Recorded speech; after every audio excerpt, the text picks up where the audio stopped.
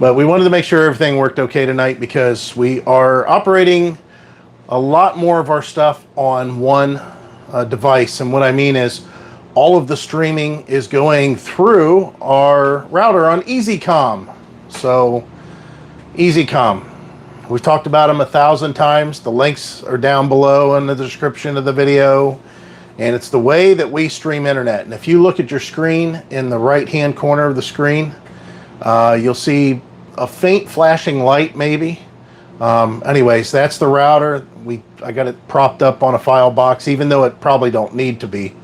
That's how we stream all of our movies and how we upload all our videos and how we are live. And I just want to make sure that we go early because Heidi is using the laptop connected to that also. The reason is we're no longer using Starlink. Starlink is a thing of the past for us. It worked. The thing is it worked just as well as the Wi-Fi router that we have over there. So we didn't want to have two devices that we were using doing the same job, and one might be redundant, but they both covered what we need to do pretty good. So first thing, first order of business as always, how's the audio? What's the picture like? Is everything okay? Looks a little washed out on my end here. And we'll let Heidi. Yeah, well, it is a little washed out. We're a little bright here. Bright. Bright. I'm so bright, my dad calls me son. So anyways, yeah, let us know what you think. Audio-wise, Heidi's putting her hair on her microphone, talking to your microphone. Test, test, test. Can you hear me? Can you hear me? Audio is very good. Good. Okay. All right, because we're just using our wireless, our small wireless. We have the bigger Filmmaker series wireless mics that are awesome. They have great range. They have the lavalier mics are like $100 each. The thing that goes on the cord, the little bulb. Anyways, we use those, or we used to use those a lot, but we haven't in the past. As you can have that pillow? No, you can't have the pillow. I'll give you this pillow. Okay, just put it behind me. I got a pillow behind myself also. So we have a few topics that we'll end up talking about that we kind of have written down somewhere. But more importantly, we just wanted to touch base with you guys because I think we're pretty much caught up on all our videos.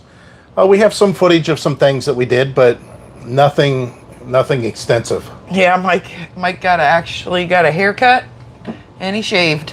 Oh yeah, actually it's grown out already. Days now. Yeah, I got all my hair cut. Not a haircut. We got them all cut. We didn't get any flooding here. There was no flooding. Nope. Lots of wind, and there was lots of rain, but well, we rode our bikes to go get my hair cut, and we went to the beach, and we passed by piles of palm leaves. The city's sending out their crews to take care of all that.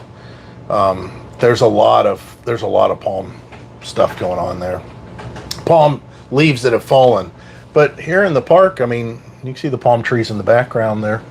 Well, they take care of them every morning. They're intact. Flowers are blooming, everybody's plants and everything. I mean, a lot of people put their stuff away. They put all their storm shutters down in that, but that was a big thing for us because we had just got here. And you got to realize that trip to Alabama, although it was good content and we loved the area. I mean, it was very nice up there. We enjoyed it extensively. It was nice. But we were how much fuel did we spend going up there? Well, it was probably about $1,000. Yeah, for the stay and the round. Yeah. So it cost us about $1,000. We paid for the site. For here to be here first. I think until November, the beginning of November, right? That's where it stands right now. Which we'll talk about that a little bit. But we had to make the decision of okay, do we stay here and take the chance of a random tornado popping up and coming through here and taking away everything we have? Or do we do what we're built for and the RV and the truck's built for, and that's become mobile and just take off? Of course, that was $1,000 then that we spent, like she'd said, total, that we didn't really plan on. We were at the location we wanted to be, and we thought, here, and thought, oh, that's it. We'll pretty much stop here. And if you guys that aren't full-timers don't know, I mean, that's kind of the way you control your expenses is, for us, we didn't mind paying for this site, even though we have 1,000 trails, because we knew that we weren't going to use any fuel and we would be stationary for Heidi's doctor's appointments and be close to her doctor's appointments and not have to get the truck out. We can ride our bikes everywhere we need to go. And that's the whole reason we didn't mind paying for the site for the month. But after we paid for the site, then we also had the additional expense, which we didn't plan, of fuel and an additional stay of us leaving and coming back. So that kind of sucks, but we have a way to recoup that to some extent, and that's going back into the 1,000 trail system. So our plan was kind of it's fluid. It's very fluid. Not knowing for sure if we were going to stay here the whole time, all the way up until January 1st, and pay for a site here, or just stay here until the beginning of November and then check out and go use 1,000 Trails. We have reservations at 1,000 Trails at a couple different places, all the way until January 4th. So we have places to stay starting the beginning of November. Actually, further than that. It's January 25th. No, it's actually further than that. We got some in February. Yeah, it goes all the way to February. We have free, no-cost stays, except for $99. Free, no-cost stays at 1,000 Trails and Encore Parks all the way until February. So that's what we're kind of hoping to do, so we don't obviously spend money, but you know how that is. You end up spending money anyways on some level. We're up until February 8th. Oh, February 8th, that's it? Yeah. That's all Peace River takes us to? Yeah. We're not sure about Peace River. We're not even sure we'll be able to, we're not, if they don't get it cleaned up and open. Yeah, we actually, it's now. funny because we actually have preconceived notions about Peace River. I've never even drove by there as far as I know. I've never seen pictures of the place. I've seen a lot of pictures of the place, and the couple that I follow on Facebook, they eat, sleep, and repeat. Oh, yeah. They stay there and they really like it. Yeah, yeah. But there is a lot of flooding there, even whenever there's not a hurricane. So Heidi's going to have to chime in as we go along here because I can't see anything that's going on. We don't have the TV about fuel on. Prices. Fuel wasn't bad. Actually, fuel is probably the most reasonable as I've seen in a long time. I haven't paid, but all that whole trip that we took up to Alabama and all the way back was $4.19, wasn't it? $4.19, and that was only on one half of the tank. All the rest was below $4. And I know you guys are saying $4, that's outrageous. I'm putting premium fuel in. I have never put less than 92 octane in the truck, except when we were out west. I put in 90 octane because that's all they had. But yeah, I put in either 92 or 93 octane during that whole drive up there and back, and it worked fine. Jackie says that some people are just using 2 or 3 parks and going back and forth because of the gas prices, which I can believe it. Yeah, it's but the gas, honestly, still, I don't think that the gas. I hate when people, and I understand why you do it. I mean, if you're on a budget that, you've got to watch all that stuff, it makes sense. It's just like you don't go out and eat every day because you can't afford it. I understand that. However, I find that people will go out and eat every day and then talk about, oh, the gas prices are crazy. I can't do that because I can't gas price. I can't. I would love to be able to travel and do all that, but the gas prices, and I've never seen somebody that just hones in on one thing, such as fuel prices, which it's a big expense. Fuel prices are a big expense. Don't get me wrong, but their life is designed around fuel prices, and I just get it. I mean, that is our biggest expense. It is our biggest expense is fuel by far, but we could stay, and even if we stayed here, yeah, we can get on our bikes, and even if we couldn't, and we do. I mean, she's bringing up a point that we do the same thing. We try not to drive the truck.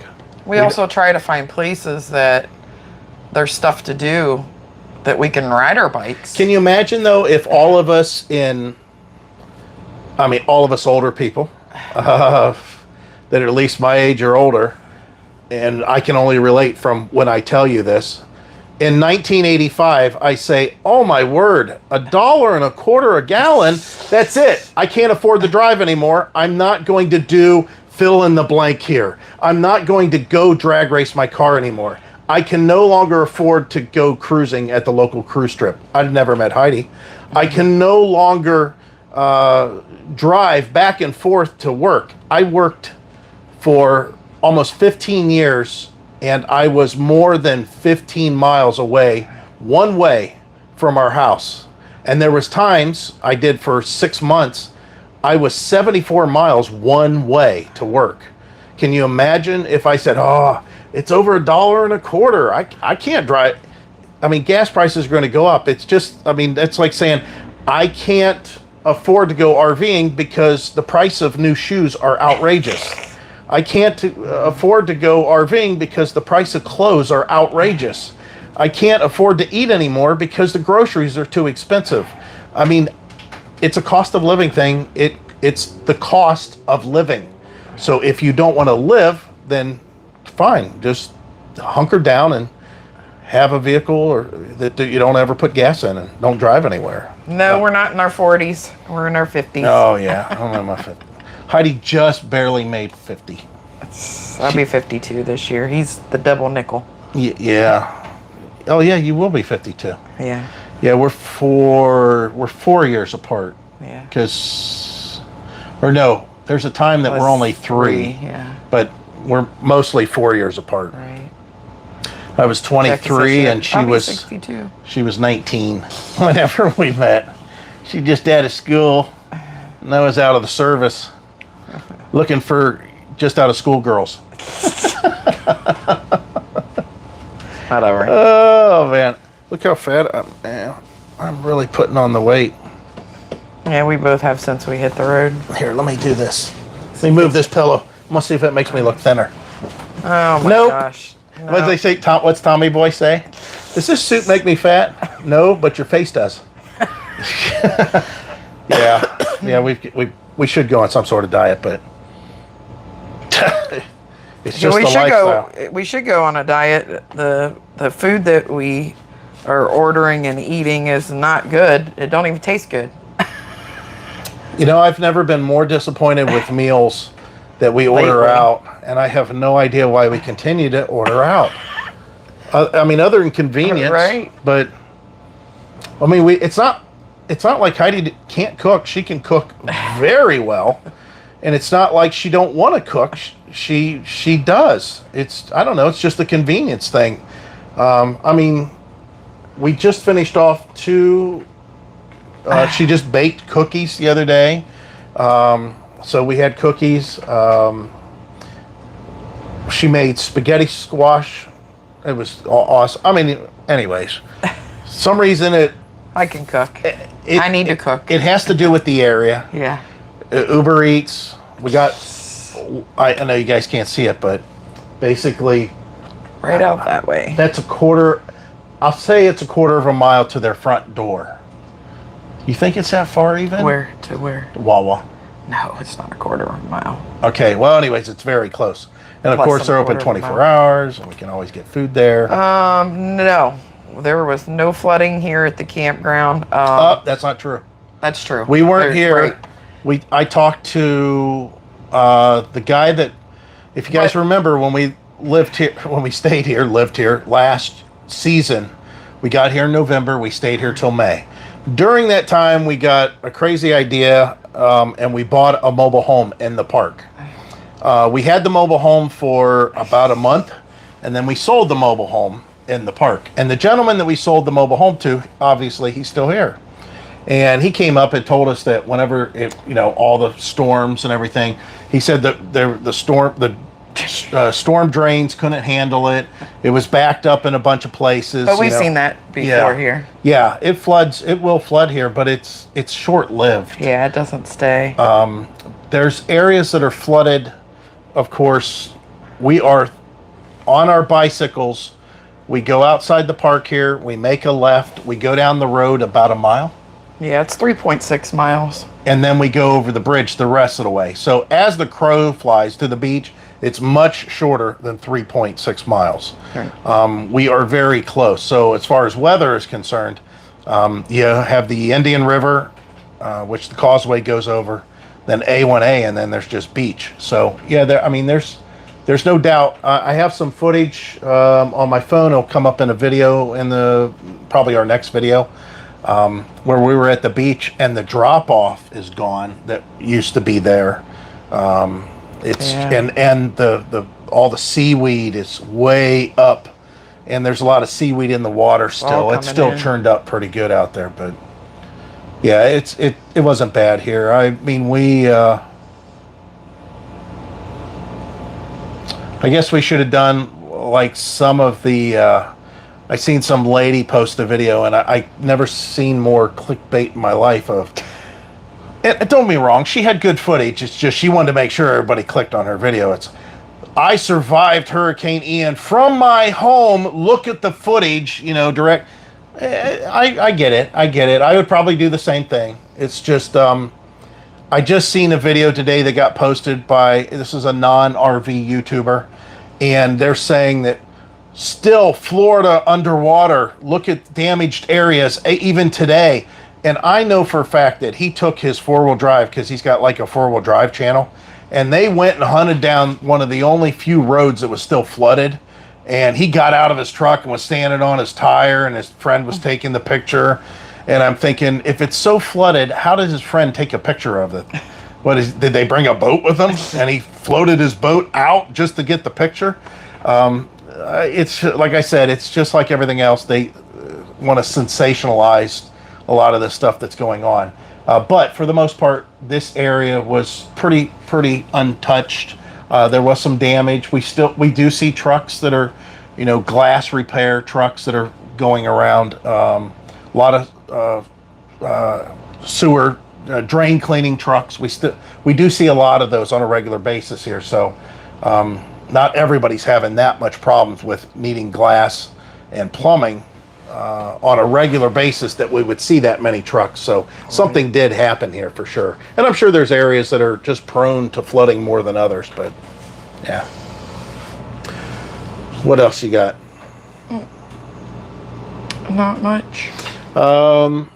We had visitors that came out. Well, we've had a bunch of visitors, which we mentioned in the video when we were up in Wildwood. Yeah, we stopped at Three Flags, Wildwood. That was awesome, which we talked about that in the previous video. Then when we got back here, Marcus and Michelle from Mark's Adventures, he's over on, they're over building a home over in Homasa? Yeah, Homasso, or I don't know how to say that. Yeah, I'm not sure. Homasasso. Something like that. Anyways, it's in that area, and they drove over, and we went out to the beach. There was a rocket launch that we got to see. The water was still pretty turbulent at that point. Oh yeah. We ate at Mulligan's on the beach, and then we all hung out and shot the breeze for quite some time. That was a lot of fun. Robert Sitch says that eating out more whenever you visit a new area with plenty of restaurants. There's a lot here. There's a lot here that we haven't even tried. But unfortunately, I have to say that there's a lot here we have tried, and we're just Ooh, they're just not too impressed. Yeah. I don't know what to think about that. To tell you the truth. Hi, Debbie. She said she made it. All right. It says, I guess you could say that the attention seekers are, in general, getting the biggest posters on social media. Yeah, I mean, it's the way it's the way to grow the channel. It's the way to get views, and it's the way to make money. Somebody says you're a legend. I'm a legend. I doubt that. Brenda says, how about the boat getting unstuck on the beach in Myrtle? I didn't hear about that. Did you? I think I did see an article on that. Hey, I know something I want to pose to all you guys, which we'll wait a little bit longer. We were talking about areas to live. Just throw that out there. Let that marinate.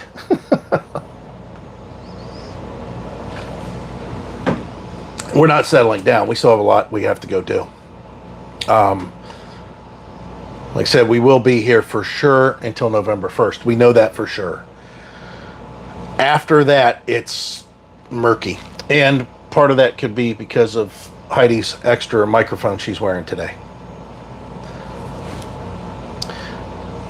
Yeah, she's got a heart monitor that they Hi, installed. Hipsies to Gypsies and Robert Westbrook. Oh, says they got the boat removed. Was it a big boat? Yeah, I don't remember seeing that. Jack says, I'd like to move to Texas, north of Dallas. He don't like Texas. I was stationed in Texas at Fort Hood there, and I didn't like that the wind was blowing all the time, but I did enjoy that the wind was blowing for the heat that was involved. I didn't like that it was really, you were hard pressed to find. I like water features. I mean, they have lakes to fish. They have some really nice lakes to fish. It's just, obviously, compared to Florida, they not only have, this extremely long coastline of beach, but also they have a bunch of holes in the state, all these sinkholes, that are these giant lakes. Plus, you have the Indian River, plus you have the St. Johns River. I mean, there's just, it's so much water here.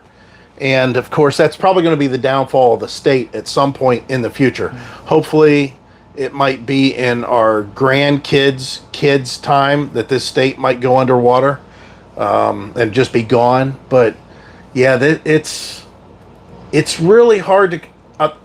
There's a reason people put up with all the crap that goes on in Florida and pay all the money that's required to stay in Florida. And it's because it's Florida. I mean, there's a lot of pluses here. It's really tough whenever Not so much it's Florida, it's the weather. Yeah, the weather, and the surroundings. So I mean, like the beach, the rivers, the lakes, and then stuff to do in general, because all these people are down here enjoying the beach, the rivers, and the lakes. I mean, it's like a giant tourist trap. It's like a giant Walmart. You don't want to go to the Walmart, but there's just darn everything that you need there. So you just kind of migrate there. Texas, we tried the Gulf whenever we went to South Padre Island, which was in May. Yeah, I think it was. Yes, May of last year. We liked it, but I don't know. There's something about it that just felt weird to me.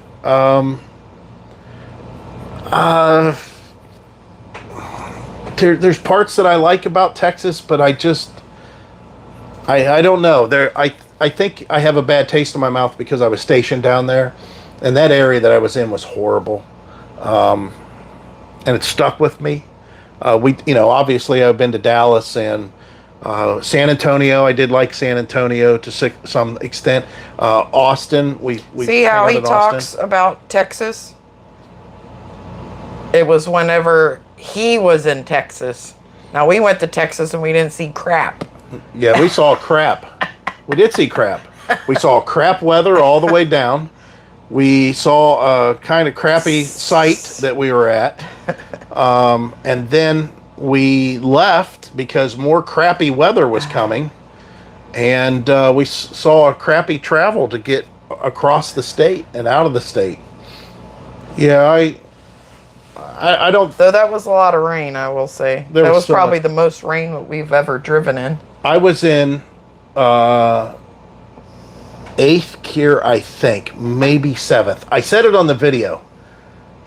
Maybe it was eighth. And I had I think it was seventh. I think I was in seventh gear. Nah, that couldn't be. Well, anyways, it's one of those two gears. Eighth, ninth, and 10th on the truck's overdrive gears. So I was in either the lowest or the numerically lowest. Is that correct? Numerically lowest. No, numerically highest overdrive gear, or the lowest of the three, being 8 instead of 9 and 10. Or I was in the last drive gear, being in 7th. Anyways, I had my foot to the floor on the truck. And the wind, and because there was a storm coming in off the Gulf, it was big and it was heavy. There was a lot of rain, and the wind that was coming in, and for probably, not exaggerating, at least 45 minutes, probably an hour, over an hour, I had my foot pinned to the floor, as far to the wood, and I was maintaining 70, and that's all I could do. And I just watched that gas gauge. I mean, we were getting horrible gas mileage, but it took all that just to even maintain 70. And that was with the travel trailer. I can't imagine what the fifth wheel had been like. And then we got into some really flooded areas. But anyways, getting back to Texas, I know there's a lot of stuff down there in Texas. I just, I don't know. I didn't find it. I didn't really find the area that really, the state's so big. Obviously, I haven't traveled to all the parts of Texas. But personally, I've been to Dallas. I've been to Fort Worth, Waco, Killeen, all the little towns around there. San Antonio, 6th Street in Austin. I loved Austin just because of the 6th Street, that whole party atmosphere. But I know that's a crime-ridden place now compared to when I was there in the 80s. And then, of course, we went down the coast, Galveston, and, of course, South Padre Island. And just nothing really spoke to us. I mean, and then on the way out, El Paso, up along the Mexican border, Van Horn, which is, of course, just a stop. That was nothing more than a stop. I don't know. It didn't really speak to me. The only state out of all the states that we traveled that was very enticing was Washington and Oregon.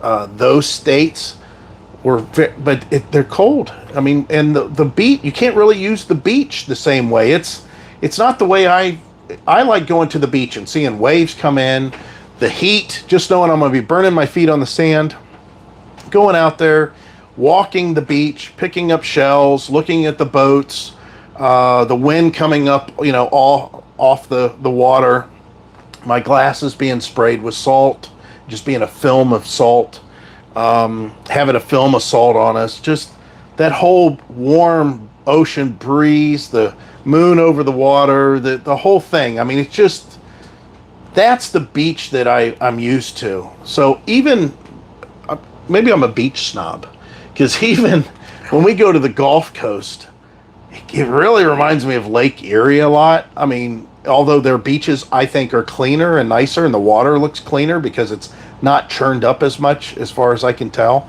There's a lot more to do, I think, not associated with the beach, but on the beach in those areas over in the Gulf. I'm thinking of like... He just likes to know the beach is near. Yeah. Because he doesn't go to the beach that very often. I'm a traditional Floridian. Floridians flock all along. They try to get as close as they can to the beach, and they just go to the beach randomly. It's not like that they go every day. It's not like, unless they go jogging every day or something. Hi, Scott. But no, that's, she's right. I mean, it's just there. But I do like the other stuff that, Indian River. I mean, if we wanted to get into, for example, if I decided I wanted to start fishing a lot, I mean, there's a lot of fishing to go on here. All kinds of fishing, either saltwater or freshwater.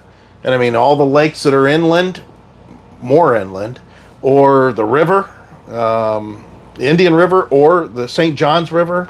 And then, of course, you have all the, like I said, all the beach. It's just, I don't know, something about it, something about the state. And unfortunately, I mean, I was hoping that maybe there was going to be some times when we stayed here last year from November till May. I mean, that's a long time. I was hoping that somewhere in that window, there would be something that would tell me, I don't know if you want to be down here, you know, if you want to live here full time. Well, that was definitely the wrong time of year to use that as a gauge, because I'm going to tell you, from November till May, there is no reason not to be in the southern part of Florida or the subtropic of Florida. We are below I-4. We are above Lake Okeechobee, but we are in just the edge of what they consider a subtropic on some level. And I'm telling you, between November and May, there is absolutely no reason whatsoever not to be in this part of the country for those months. We could not find one negative thing about it. Now, May to October, that's a whole different story down here. Maybe that's what we need to do. Maybe we need to spend a hot summer down here, the whole summer. What do you think? I'm not living in Florida. Heidi, you know what's funny about this? I'm not living in Florida. Too many hurricanes, you know what flooding. You know what's funny about this? I have asked her at least, how many times have I asked you in just the last 3 days? You ask me every day where we're going to live just the last 3 Florida. days. No. I asked her in the last 3 days. How many times did I ask you, where would you like to live? I don't know yet. I asked you how many times in the last 3 days. I said several. Several times a day. Yeah. I've asked her probably 20 times in the last 3 days, what state would you even consider? So now all of a sudden, she knows what state she don't want to live in. But I've asked her over and over and over and over again. This would probably be the area that, if it was Florida, this would probably be the area I'd want to live in. This, right, Vero Beach. Well, me too, unless we go up a little bit further. It'd have to be the right part of Melbourne, or the right part of Cocoa, the right part of Rockledge. This area is growing, though. Yeah, this is a nice area to be involved with at this point in time, because it is growing. The problem is the money that's involved here, even in a growing, everybody knows it's growing. So that's expensive. All of Florida, though. Yeah, it's all, well, that's not Kinda. true. No, there's parts of Florida it's not expensive. We could buy a house tomorrow for $120,000 in Florida. Thing is it's not near really anything. It may have a half an acre of land and a garage and stuff like that, but it could be flood factor 9 out of 10. And it could be that you have to drive, I don't know how far to actually see beach, because it's, in the part of the Gulf that... And I don't want to settle on just the house. I mean, I look all the time. Yeah. And I know he looks more than I do, but I look and I don't share them with him because they're just not, it's not something that catches my eye. And, it might be close to town, but then I look at the crime, and then, I ain't looking at the crime, because there's crime everywhere. Well. Unless it's... There's certain areas Chicago, downtown Chicago, Detroit, well, Jacksonville, I don't want to live in areas like Miami. That. I mean, I'm talking, that's the only ones I'd worry about crime. All these other places, I mean, they all got crime. The whole thing is us talking about different places to stay and live. I mean, this is one of the things that we knew that we were going to do when we traveled, was always keep our eye out and try to find an area that really spoke to us. We keep on coming back to this area. This is how many times have we been to Vero Beach now? This is our third time. Yeah. Yeah, this is our third time that we've stayed, extended stay here. And we keep on putting it on the map going, ooh. And we feel comfortable when we're heading this direction, when we know we're going to get here. We like the feel of it as soon as we get here. I mean, So anyways, that's what we've been doing. Now, that still doesn't mean we're not traveling. We still got so much traveling to do. I think I think starting in probably March, maybe, of next year, we'll start looking at where we might want to go to. I don't know. It's hard saying. It's so fluid. But it's always something that you got to keep in mind. You always got to have 4 or 5 different plans going at the same time, because you never know when one of them might get pushed ahead and other ones get pushed completely off the board. Hi, Tim. He said he Hi, almost Tim. missed it. Oh. Hey, Linda. So, what was the thing that I was going to talk about that I said, oh, I'll wait until I don't know. What was it? Maybe it was that. Maybe it was us probably was because traveling. you wanted him to. So we've got a few things that we want to talk about. Oh, it's definitely getting dark behind us. Not really. This looks that way from the awning. Oh yeah, I'll bring in the awning. That way we don't have to. It'll lighten it up. Yeah, I might see some more sky or something. I think I can bring in the awning. Let's bring in. So Arizona is off the table. No beaches. Yeah, I like Arizona. Oh. He doesn't care much. For You know why I Arizona. don't like Arizona? Because there's Just no like she beach. said. That's Wonder what Debbie says. how many thousands of miles will we have to drive just to even see a water? Water's sacred there. Yeah. I mean, you see these little, I don't know what they call them. Like that bike path we took. That really, Oh, it wasn't the anything. aqueducts. Yeah, but it was for watering the farmland. Yeah. Yeah, they summer in Ohio, winter in Florida. Don't hate me, Who said that? Brenda. Well, it's just the added cost. I don't know if we could get away with that or not. I'm gonna put in the other awning since that one went in. Yeah, unless we're, I don't know. And there's the other thing that we're having a problem with. That it's a nice problem to have. You know, a lot of the stuff we discuss, first world problems. But being in an RV and going to these RV parks, I'm just watching the awning as it goes in. So make sure nothing weird happens. I brightened it up a little. Yeah, it did brighten up. Okay.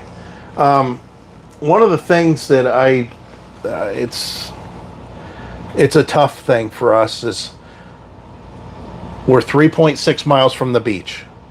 We are in a centrally located area that we can get to a lot of different places very easily. I mean, our shopping is right. We've talked about it before. Let's just say it's in a good area. It's in a very good area. For us to leave the RV lifestyle, instead of us paying, I think it was $800 for us to stay here. Instead of us paying that for the month to stay here, and that includes all the utilities and everything, for us to be out of an RV and let's say just stay in this mobile home that's right over here, that's the mobile home that's right over, they rent it out every year in November, starting November, so November, December, January, February, March, and April, and I think even May. It would now cost us $1,600, $1,700 a month to stay there. So instead of $800, and we're literally neighbors. And they're not that nice. With the $1,700 a month neighbor. They're not fancy. Yeah, they're not fancy. They're very clean. Basic. They're very and they're old. They're all from 60s. Yeah, they're all 60s in here for the most part. Yeah. Which we've showed this park before. And don't get me wrong, they're all very well taken care of.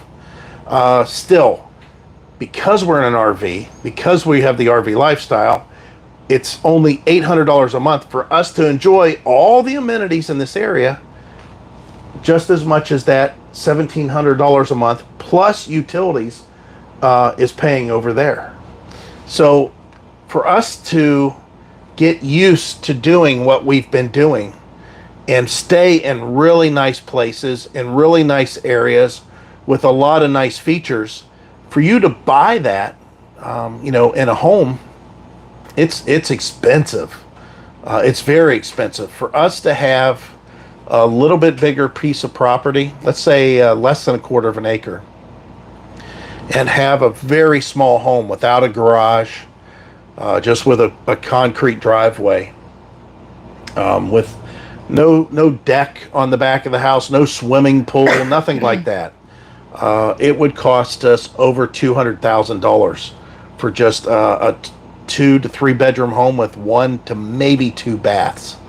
And it's a house that's built like 1958. Just a concrete block, single story home, just in a neighborhood, house. We're not used to that. I mean, it's one thing to pull in here and be next to the mobile homes that we are.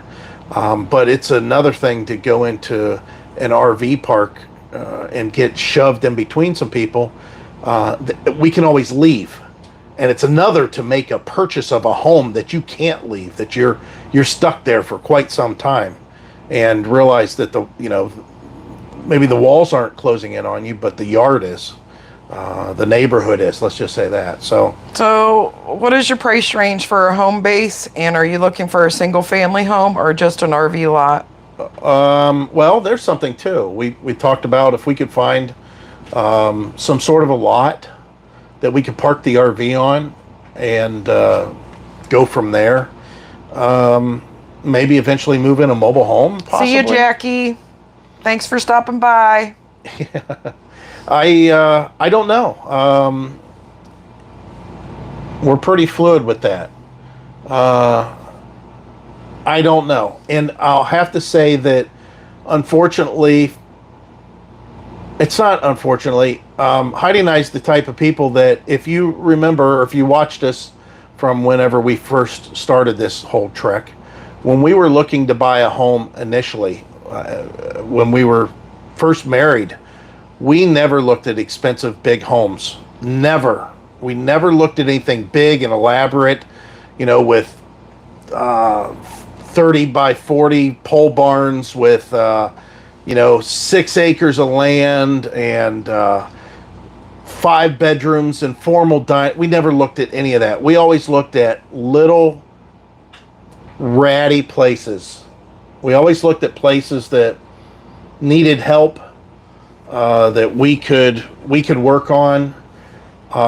We're more interested in the bargain than anything else. And that, again, if you've watched us for a period of time, you'll see that in, well, part of it, I guess a lot of that we never documented. But, if you look back at our old videos, and if you look back on my other channel, all the old videos I shot there, I mean, the cars that we had, that pretty much sums us up. We never got we had some nice stuff, but for the most part, we would rather buy something that needed work, that was just good, reliable, it looked nice. It was nice, not overly nice, but so whenever we start talking about pricing, it all depends on how big of a bargain it is and what we picture in our head is the final product in 6 years' time of us living there and working on it. I mean, that little house that we lived in,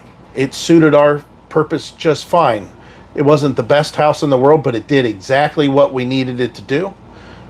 We raised our kids in it, and it fit the bill. It did everything that we wanted to. So there's a part of us, though, because of our age, we're looking at maybe skipping some of the stuff that we did prior and spend a little bit more money to have something a little bit nicer to start off with.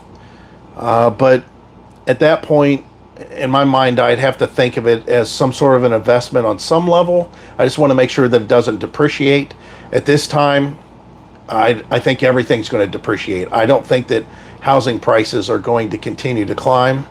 I think if I was to buy now, I think whatever we have would depreciate a lot. And we would have to be in our 80s before it would get back up to the level of what we purchased it at. So that's. I don't think just yet is a good time. Right now Yeah. is a good time to buy. Right, I mean, right. I still look. Yep. Because you never know, but like says you might still be able to find a mobile home under 175,000. I'm from Ohio. I can't see myself paying that much for a mobile home. Well, they're not built any different. they're- They get blown away from hurricanes. Okay, we're going to have to quash this. Heidi, because of one hurricane, she thinks that every year, year after year, there's nothing but hurricanes coming across Florida. Some years more, some years less. But it's no more worse than, I'm not going to Ohio and seeing another snowstorm. We're not seeing another Arctic blast. We're not seeing another, whatever the thing they called that. Well, polar vortex. I'm not going to Ohio and living in a house to see another polar vortex. I mean, it's the same thing. How she feels about hurricanes is the way I feel about snowstorms in Ohio. And there's a lot more snowstorms in Ohio than there are hurricanes in Florida. But there's a lot. Homeowners insurance is a lot cheaper in Ohio too. It is a lot cheaper in Ohio. You know why? Nobody wants to live there. There's a reason for that. A lot of people that leave Florida go to Ohio. They do go to Ohio. You know can't why? afford it. Because they can't afford Ohio. And you know why? Because nobody really wants to be there. It's just like everything else. The cheapest house you can find in Florida is because nobody wants to buy that house compared to the majority.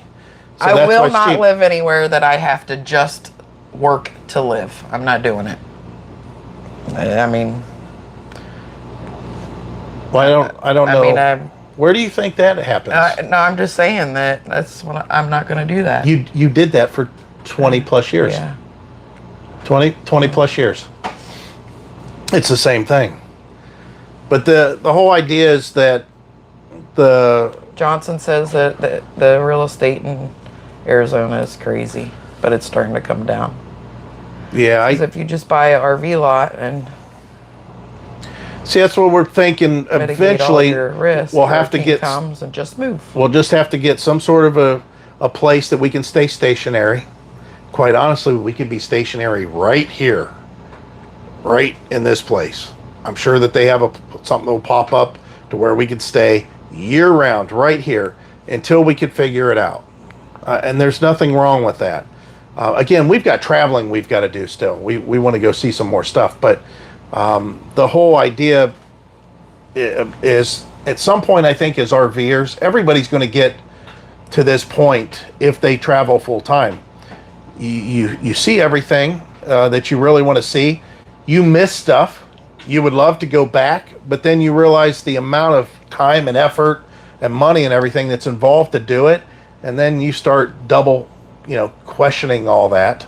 I see people that make the same trek. For example, her aunt and uncle, they had a house in Ohio, and they every year hooked up, and this is going back. This is back in the day. This is when she was still in school. She had an aunt and uncle that lived right up the street from our old house, that every year he would take his old 460 van. I shouldn't say old, it was brand new back then. An old, I keep on saying old, it's old to us, like an 80s model, late 70s model, E350 club wagon, 460 van, and he would hook up to his Holiday Rambler travel trailer that was, it had to be 10,000 pounds. It had real wood and everything in there. And he would take it out of his big barn in Ohio, and they would shut up their house, and they would take it down to Texas, and they would vacation in Texas. Well, when he retired, he was staying longer in Texas, and he would snowbird all of Texas and then come back to Ohio. And he would travel back and forth with that van and that RV for quite some time until finally they just bought a place down in Texas. So I think that personally, we could snowbird. I think that there's a place. I think that we could find a place in Ohio, and we could snowbird. I think we could do it. I'm pretty darn sure we could do it. All with the exception of one thing: the expense of the other place when we're not there. Because the best way to do it is to leave something on site wherever you're set up at, and go back and forth. So like in our case, let's say one of these mobile homes. See, this is what we thought about when we bought that mobile home last year. We paid just over $25,000 for the mobile home, and our lot rent at the time was like going up to $675. Was that what it was? Yeah. And now it's even more. Plus, we would have some other utilities involved there, and we would have to pay that, on a monthly basis, whether we're here or not. So whenever we go to Ohio, now we've got to pay whatever the expense is as we're staying in Ohio. Now, here's the good news. Ohio, because nobody wants to go there necessarily, Ohio is relatively cheap for you to stay. For example, for us to stay from March, is that the beginning of the season? March or April. And it goes until the end of October, right? Mid-October. Mid-October. So March, April, somewhere in that time frame, from March, April, all the way until mid of October. Some places will go as late as the end of October because of Halloween. They'll have a Halloween party. But you can get an idea: March, April, May, June, July, August, September, October. So basically, there you go. $2,000. I think that's what it cost, right? That's how much it used to cost. I don't No, know. no, it used to cost $1,300. I think it costs now $2,000. It might be a little bit more. I don't know. So, anyways, that's not that bad. I mean, if you think about it on an expense thing. So, we would have to have an RV in place for up north, and then down here we would have to have, a place to stay that's actually ours on some level. But we would, again, you have that monthly outlay at both of those places. Yes, Ohio's only costing, let's say it costs $2,500 to stay 8 months. Just because you're not there, in November, December, January, February, March-ish, the middle of March-ish, for 5 months, that $2,000 or $2,200 or whatever it is, it's still paying for those months. It's just, it's just the way that they word it. So RV BFE says that they lived 30 years in Michigan, 30 years in Florida, and they found Texas. Yeah. It says we just bought a cheap lot that allows RV living plus tiny houses. Oh, okay. I got a question for you then on the tiny house thing, because we see a lot of that. So if you have a tiny house on there, we have adult kids. Can we have our kids come down and stay in the tiny home for a period of time? I mean, do they allow that? Is that normal? Is it like, you may say, yeah, our park allows that. Have you heard of other parks allowing that too? I'm just curious.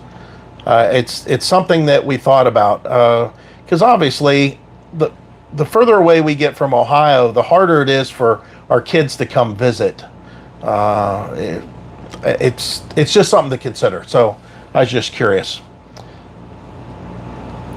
So again, I know that this is, it feels kind of strange because this is an RV type channel. We're all about RV travel, full-time RVing on the road, but there's different ways and different ways to RV. And I think that's one of the topics that we have on your phone, right? Mm-hmm. What's it actually say? Because it might jar my memory. These are some of the topics that if we have something pop up, we scribble it down. Heidi puts it on her phone so we can remember. It says different types of camping. Find ourselves floating between the different types. Okay, that was it. So full-time on the road. I remember when we first started off, you guys should have seen how much camping gear we had. I'm talking camping gear.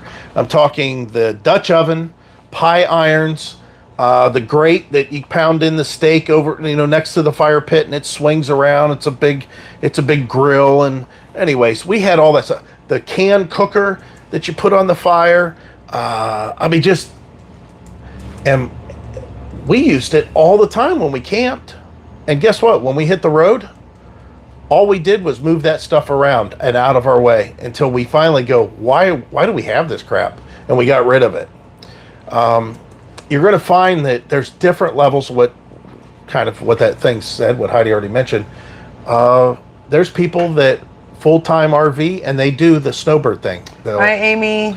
They will, they'll go to one location, they stay there for 6 months, They leave that location. Either they leave their RV and they come to another place with an RV, or maybe they'll hook up their RV and bring it down, and then they stay for 6 months somewhere else, and then they go back. And there's, so you got that kind of RVing. Then you have the nomadic RVing type thing, to where you're actually traveling around, going to all these different places, never staying any extended period of time. And I'm going to say that lifestyle is for the young.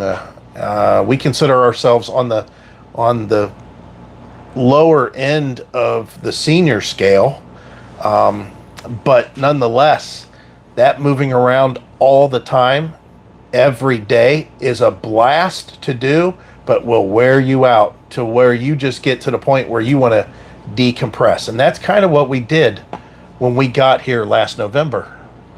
We traveled all that tens of thousands of miles. We saw all those states.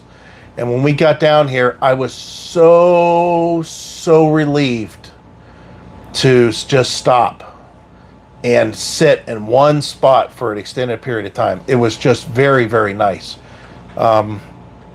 But you've got to be in the right area, because then you can, Heidi will attest to it, you start to get that itch of, I don't know, maybe we should leave out of here. I mean, there's times we've made reservations for 2 weeks, and it's like the 4th day in, we're like, oh, I don't know. 5 p.m. I don't know. Maybe we should leave.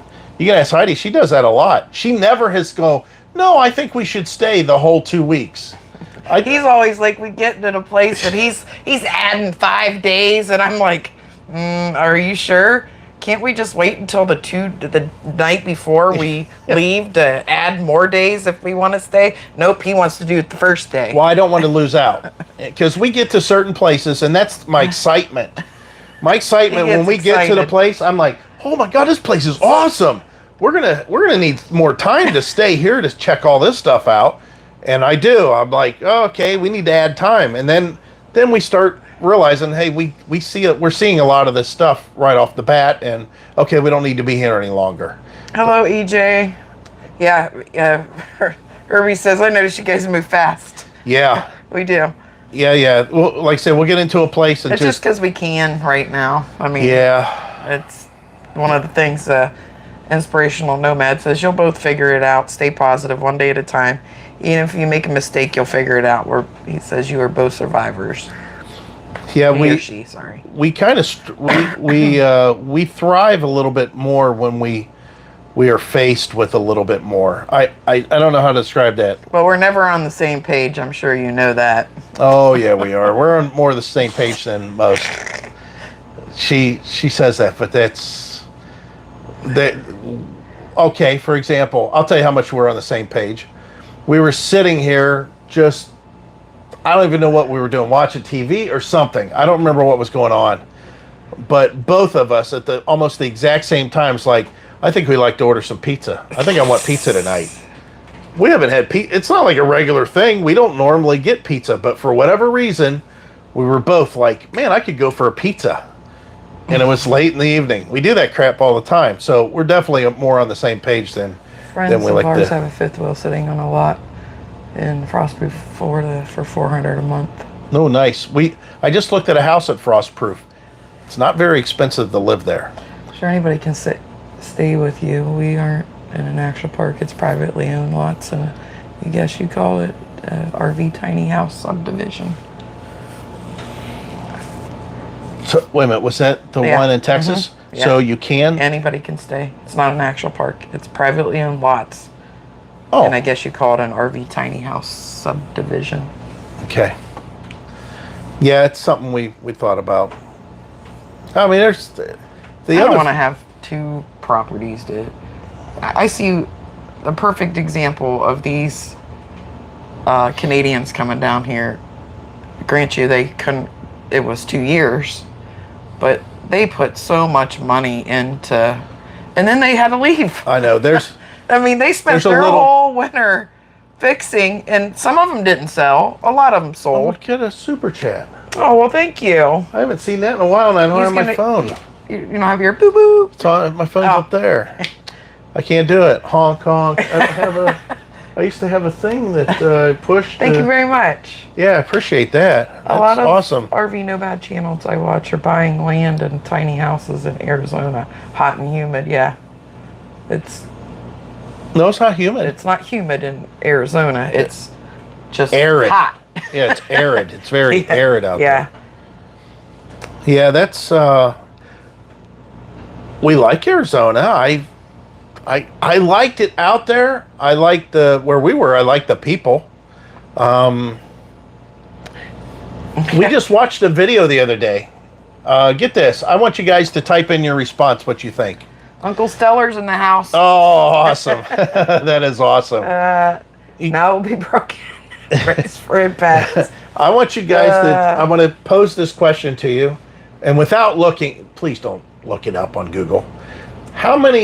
What percentage of the U.S., population, the entire U.S. population, what percentage lives east of an imaginary line drawn pretty much through the center of the state?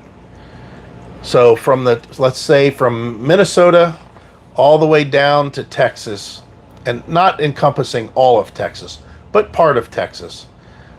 What's the percentage of people that live to the east of that line in the U.S.? How many U.S. residents do you think?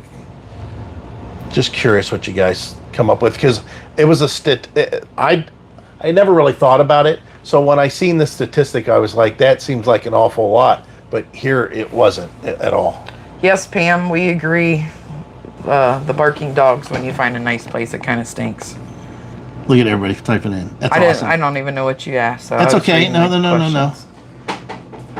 RVBFE said that they never thought. I got to do nose spray.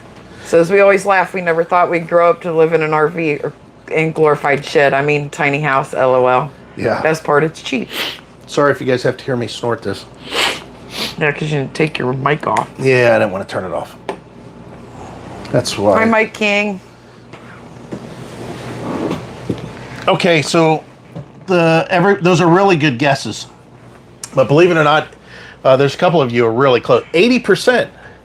Yep, Brenda said she saw it today. Yeah, 80%. I couldn't believe that. It is 80% of the U.S. population lives, and again, in the east part of the U.S. Oh, that's right. We seen that last night. Oh, it's unbelievable. Yeah. And then even they broke it down even more that even the people, the 20% that live on the other side of that line, there are so many in California and a couple other places, but that's it.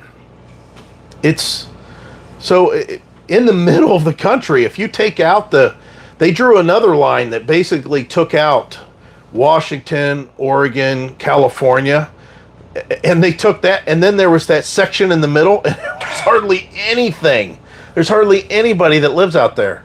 And of course, they said that one of the major reasons was just water. Yeah. It was just water, growing crops. It's so to get land in those areas shouldn't be very difficult unless you get near stuff that, obviously, and I'm going to say water. But I feel very comfortable with this state. But I will say this, and Heidi she knows, I've said it plenty of times. When we get to Ohio, and there's certain late in the summer in Ohio, let's say starting in June, maybe July. Let's say July for sure. July, August, and then I'll even stretch it to September. Man, Ohio is awesome. It's a very nice state to be in. The temperatures are great. You have really hot days, of course, some of the time, but it's nice. Everything's green.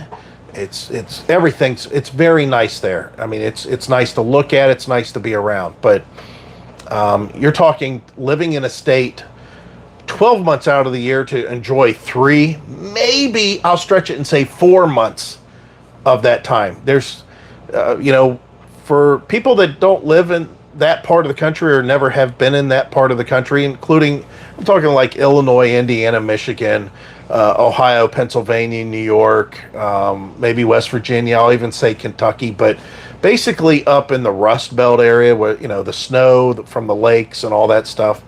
You know, our winter's not really over until Sometimes May.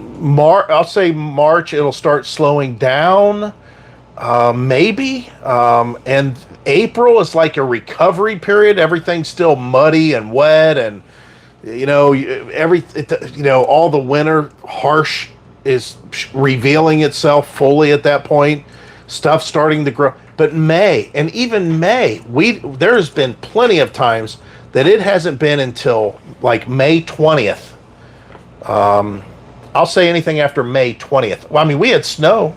When was that? May 15th. I did a video on that. If you go back and look quite a few years back, it was May 15th, and I was shooting a video, and there was snow coming down. It's rare, but still, it happened. And it wasn't like it was warm the days leading up to, except a few days. So, yeah, until June, and even June, it's not hot yet.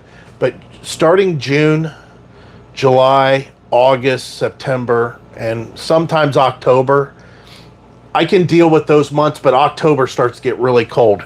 And it's Halloween, and, everything's changing. The leaves are changing because you're getting some cold days. So out of all the whole year, you only really have 4 months, really, that you can kind of plan on doing stuff and enjoying yourself there. So I tell you what my perfect state would be is Ohio and Florida mixed to where we don't see but maybe 1 month, 2 months that's real cold.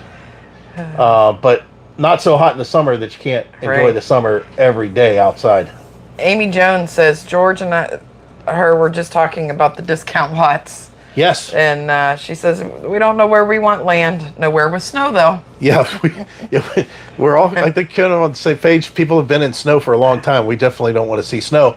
But I think, unfortunately, we probably would land ourselves somewhere where we might actually see maybe snow briefly. We were looking at Montgomery, Alabama quite a bit when we were up there. Yeah. We love the area. It's very nice. Yeah. We talked to the guy and asked him, I said, what is it like here in the winter? And he says, listen, I'm not going to kid you. He says there's, maybe a week that you'll have 20 degrees. You may go down to the 20s as your low for a few weeks. And he says, but then it just starts to warm up again. Well, I don't have a problem with that. It's whenever you have, like in Ohio, the month of February, the majority of the days are 30 and below, for the entire month. I don't know. Again, we're just spitballing. I want to give a shout out to Stellar Productions. Oh, my word. He's on here. He's literally watched, I believe, every one of our videos and commented in detail. And he is now Uncle Stellar. But tell him in what kind of time frame that's been done. It's just been in the last couple months. He's just binge watched. He says, I'll tell you, I've been working my butt off and I'm finally able to catch a break. So, yeah, I really enjoy I couldn't believe it. Comments. I told her, I said, detailed. It's awesome. I said, I can't believe this guy's commenting on video. This video is like a long time ago. And she told me, she says he's watching them all. He went to the beginning, he's watching every single one of them.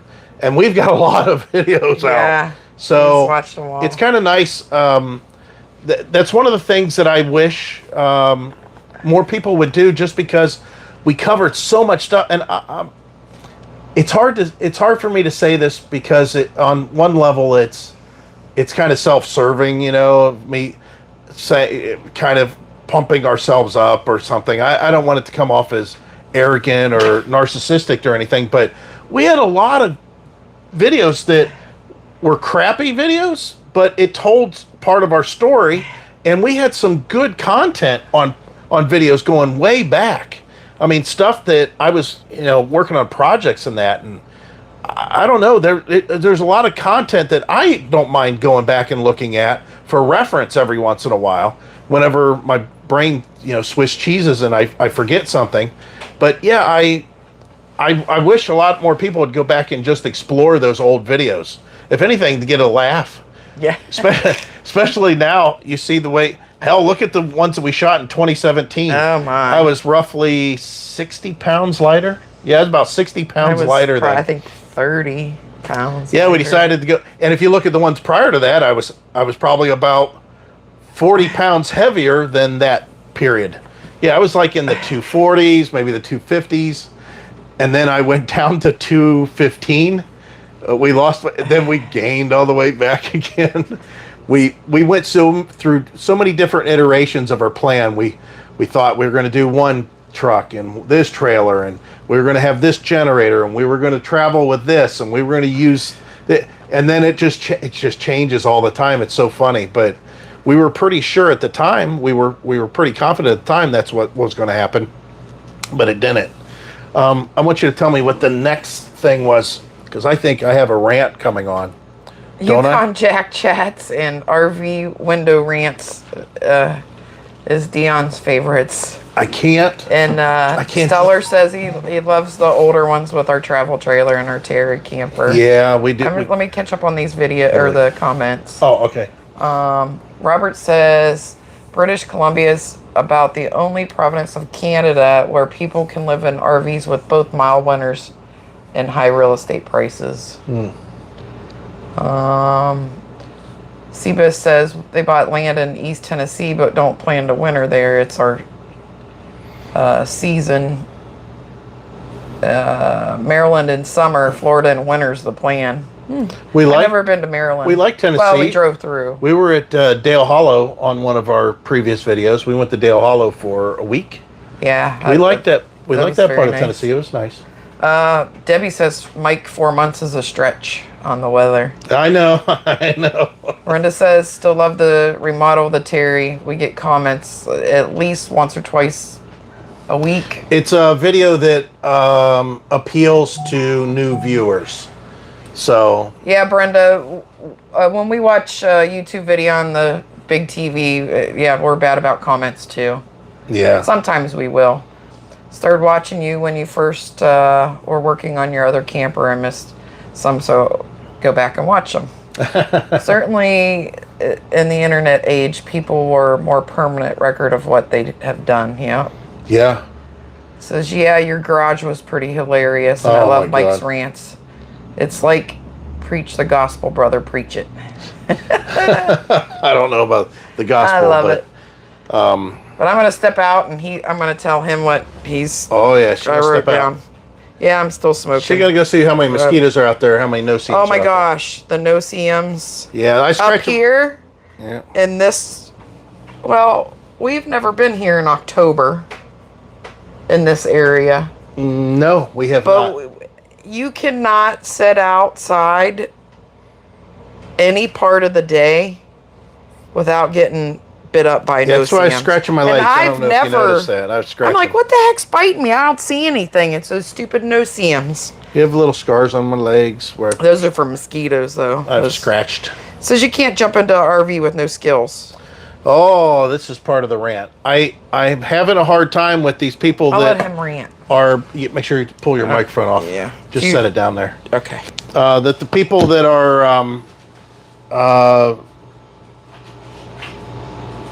I can't believe my new RV, the cabinet door came off and one of my devices, the TV quit working, and my water pump there's a leak on one of the pipes. Listen, I just want to, I'm sure this is preaching to the choir here with this group, but for somebody that may stumble onto this video that's not a normal subscribers, you have to be able to work on your stuff. We just literally watched a video the other day that they posted it on YouTube on their RV channel as if it was brand new information that's never been heard before.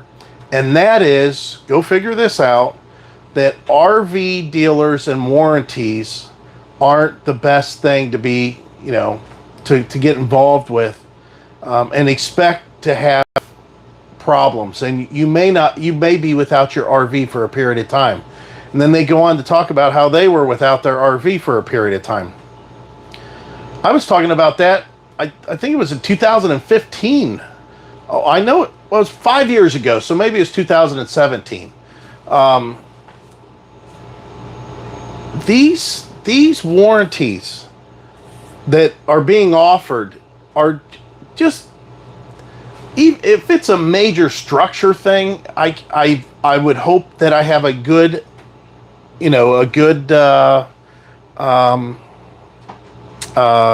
warranty that I could fall back on. Like we had a problem with the axles on our travel trailer. I was very happy we had a warranty, but I didn't get them fixed at a dealer. The main thing I want on a warranty is parts. I want to make sure that I can get parts, because if I have parts, I'll find somebody, if I can't do it, to put them on for me. You don't have to be a handy person. It sure helps, that's for sure. And if I would rather these dealers not charge as much as they do for the RVs, and give you some sort of a kickback, and have you say, listen, you can buy this RV for $30,000 with a warranty, or $27,000 without any warranty at all. Once you pull off the lot, it's yours. $3,000. You get a lot of work done for $3,000. Major work, I don't know about that. But for that kind of a discount, I would actually consider it. It's just amazes me that a lot of this stuff just, it's history. It just repeats itself. It gets rehashed. But for people to be reporting like it's a brand new thing, oh my word, there's people that are waiting up to 5 months to get their RVs fixed. Hello, that's not anything new. That's been going on for a while. So that's kind of, I was ranting on that whole thing because of, I don't know if they do it on purpose because they don't have content, or if that's actually was news to them. I'm not sure. Oh, Heidi's out there on her phone. I wonder why I heard noise out there. I can't really read what's being said. Joan from Florida, hello. Oh. I was keeping up. Yeah, that's it's good. It's raining outside, so. Oh. And there's still no seams out there, even in the rain. Your microphone. So we have another topic yet. I remember that you typed something else out. Sorry.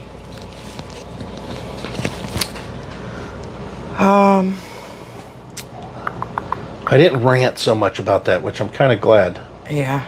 Uh-oh, this looks like a big rant. Oh, about getting RVs fixed? Yeah. That's what you just ranted about? That was a poor rant. Yeah, no. I was so upset when it happened. Kind of combine the skills too. Yeah, I just can't believe that people are out here and they don't have a toolkit or something. Oh my word. Well, what gets me is me is like on the electrical outlets. I've seen a couple of pictures of literally the whole outlet being pulled out of the wall, or it's not wall, it's paneling. Exactly. Well, they think it's a wall. They treat it like a wall. Because at home, that's what they did. It's not a home. You still have to be careful because stuff breaks at home too. Not at home. I would yank a cord out of the wall. These are rolling earthquakes. I mean, you have to take care of them. And that was the other thing too. Their complaints were a lot of common sense. They were complaining also that for the amount of money that people are paying for these RVs, they shouldn't be falling apart. What's the price of have anything to do with it? Because quite honestly, I've seen, exotic cars catch on fire just as much as a Ford Pinto economy car caught on fire. The two don't go together. It's not just because I'm paying so much for an RV, it shouldn't break. It's still an RV. There's inherent things that happen that it's going to break down. It's going to fall apart on some level. I am under no delusion that I'm going to be able to take this RV and drive as fast as I want over the roughest roads, being fully loaded through year after year after year, through all kinds of weather, without the RV failing. I mean, it's going to happen. It happens. Perfect example. I didn't cover, or no, I did cover it. I did cover it. I don't know what happened to our cover on one of our awnings that covers the awning motor. It's just like a little power window motor that turns your awning in and out. And for whatever reason, it's a clamshell cover, and one part of the cover just disappeared. And I have no idea where it went. We brushed one palm tree on our way into Three Flags. I thought for sure maybe that's where I lost it. But then we went to the video where we set up, and when I panned around, it was still on there. And that was after we had brushed this palm tree leaf that was there. So that wasn't it. I just have no idea why people think that stuff won't break down. I mean, it's unrealistic. Amy says humans make these. What do you think? Whenever it's all automated, we're screwed. Yeah. Yeah. Now, I will have to say that I don't know what some other people's experiences are like with other RVs, because we had that Terry camper, which was a 92. It was built by Fleetwood. Back then, it's when Fleetwood purchased a bunch of brands. It's when Fleetwood was huge still. And in 92, they were building differently then. They still had cheap stuff going on. All of our cabinets, if you guys don't remember this on the video, all the cabinets that were eye level, that were above, the dish cabinets, the cabinets above the front dining area, the seat and everything, the cabinets that were in the back of the RV up high, again, everything up high. Guess what? Those were all hardwood, nice oak, whatever you want to talk. Yeah. They were real wood cabinets. And it's because it was a big practice back then, because they figured most people would just check the cabinet and go, "Ooh, these are nice, they're real wood." And they wouldn't bend down, and everything low was pressed particle. I mean, we had one in the bathroom that was so bad that we had to get rid of it. And luckily we had tore out cabinets, and we stole a door from one of the cabinets that we tore out. Because once the water gets on them, they just swell up like a paper towel roll, or a toilet paper roll, however you want to look at it. But yeah, but that RV was built pretty darn good. Since then, we got into Rockwood. I mean, that's one of the reasons I really pushed on the quality of the Rockwood. It's like, we felt it. You could get in the travel trailer and walk around, and there were so many things that just felt more tight. Just, you could hear it when you closed the doors, when you opened doors. The floor, when I climbed in the shower, everything just felt better underfoot and in hand. You could just feel the quality. Now, I don't know woodwork. I don't know how to build stuff for the most part. I mean, I can get stuff done. And there's certain things that I look at and go, man, that don't make any sense. That's going to break. But for the most part, you should be able to just tell. It's that feeling that you get when you walk into a really nice old home, or an old courthouse, or an old library or something, and you just see the woodwork and the way it feels and smells and everything. You're not going to get that same smell in an RV, but you can get a sense of, wow, this place is really built like a tank, versus you go into a mobile home and everything's flimsy and light, and the floor, and you can just hear it, and it feels tinny. I mean, all that. What's kind of the way it was with this. So we did that with our trap, with the going into the fifth wheel. Thanks so much, Pat Hoppy. We really appreciate it. Oh man, thank you. That's awesome. Thank you, sir. Love that. I hope your Thanks search for all goes. the advice. Yeah. Pat's talking. He's contemplating getting out of his diesel truck and going into a new truck. I think a new trailer too. But anyways, and he was talking about the gas, going into a gas truck. I'm going to tell you, there's a difference. You're going to feel it. You're not going to fly around. That's the first thing I noticed. As soon as I got the travel trailer turned in and we got into this, it's like, hey, there's something behind me. I mean, I can really tell there's something behind me now. And It's different. okay, even with our truck having four-wheel disc brakes and me downshifting and it having pretty good engine braking already, and for the trailer brakes to be really good, and having real good brake control turned all the way up, all that stuff, even with that said, I have slid the truck tires twice stopping this RV in weird situations, something that I didn't expect. One was bumper to bumper traffic, that something happened and last minute these people hit the gas, then hit the brakes, and somebody was cutting in, and it was just, I was surprised. And that was just one time I slid the tire. And the other time was, I said, man, I bet you I cooked the brakes. I said, I bet you if you stick your head out the window, you could probably smell them, because I really got on the brakes pretty hard. It came down pretty hard. I mean, it's substantial. But here's the thing. I'm talking about two situations that if you had a diesel, you'd have the same brakes and the same tires and all that stuff as that. You know, the engine braking, I can engine brake with the transmission pretty good with this one. I should say. Yeah, he said truck this year, new trailer in a year or two. The truck is, I think the fact that you're going to save $9,000, roughly $9,000 on the price, just going from not diesel to this. And as long as you don't drive it like I do, you can expect better than, I know we're getting 6 miles to the gallon. Well, I haven't reset the trip meter, and for the most part, all of our driving is done towing for the last, and I've been averaging for well over 5,000 miles, 6.5, 6.7 miles to the gallon. Mixed driving, but heavy on the towing side of that, very little not towing. Even when we were back home, we used her mom's car for the most part. We hardly drove the truck anywhere. Gas mileage is not, I mean, it's a thing, but man, I love the oil changes. They're cheap. I love everything about the truck because of that, and that extra payload. You know, our payload, our cargo carrying capacity is 4,000 pounds in the bed of the truck. So that's nice. And I got the truck loaded up pretty good. And if I drove like a human, I mean, I think the experience would be even greater for most people. He does, actually. Yeah, I mean, I will drive. You drive the speed limit. Yes, which I shouldn't. I should be driving 63 miles an hour.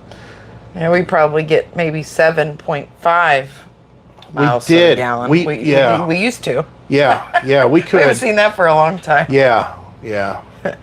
But anyways, yeah, that's. But again, as I mentioned at the end there, 430 gears. I wanted them so bad. The truck rarely gets to see 10. If I'm drafting in Florida on a flat and there's not a lot of wind, if I can get up behind a tractor trailer, I can draft at 10 miles in 10th gear at 65, 70 miles an hour for as long as I can stay behind the truck. In the wind, as long as when I say in the wind, I'm talking about if there's no wind, but what I'm creating, my 70 mile per hour wind, I can do 10 as long as there's no rise in the road whatsoever. I can stay in 10th. But if I was to have 430s, I would definitely be able to do that. The nice thing about the 430 gears is now all those early gears are much more, accelerate much more.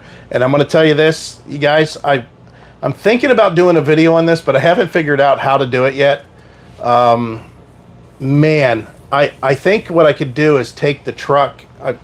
Me and Heidi discussed it briefly, and this was going to be on our other channel. I was going to take the truck and take all the crap out of it. I'm talking the fifth wheel, all the totes that we have in the back, that big trail shield that's in the back on the hitch, take that off. Again, the fifth wheel hitch, take that out. Take out my tools, which are heavy. I mean, that one box is very heavy. But take all the tools out of the truck, and then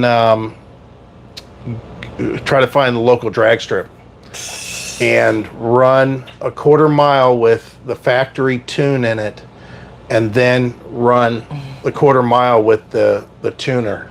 because I'm telling you, that tuner, when it's in performance mode on the 91 octane, whew, man, that thing's a beat. I know people see that truck on the road, the whole thing lurching when it shifts. I mean, it just, the whole truck that's a big, heavy vehicle. It threw me in the back. It threw me to the back of my seat. It's a big, heavy vehicle. I'm talking, this is on a pretty good roll. This is like going from first to second for sure, but second to third even. You feel it. I mean, there's a thing there. So, man, I can imagine. Me and Heidi was pricing it out the other day. I almost got her to say I could spend $7,000, $7,000 on a Pro Charger, intercooled Pro Charger that would give me 675 horsepower. That would do so much for us full-time RV. Oh, imagine how much faster we could enjoy RVing. Yeah, okay. Not much faster. Yeah. But no, that's probably not a thing. Have you considered a bigger truck now that you towed a while? No.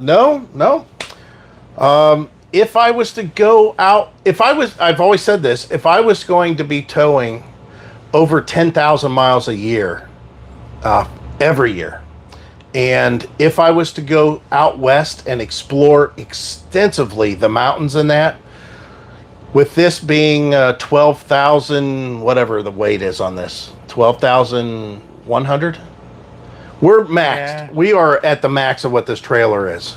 Yeah. I would consider it. I would definitely consider it. Again, though, I would have to be towing over 10,000 miles a year, year after year after year, for more than a couple years in a row. And if I was going out through the mountains, or even the mountains in the, going up through West Virginia and that, if I was traveling those a lot, but more out west, because there's so many more mountains out there, to go through. I would consider it. But even if we took this fifth wheel and we went back out and did the exact same trek that we did before, out west and everything, no, I don't think that I would.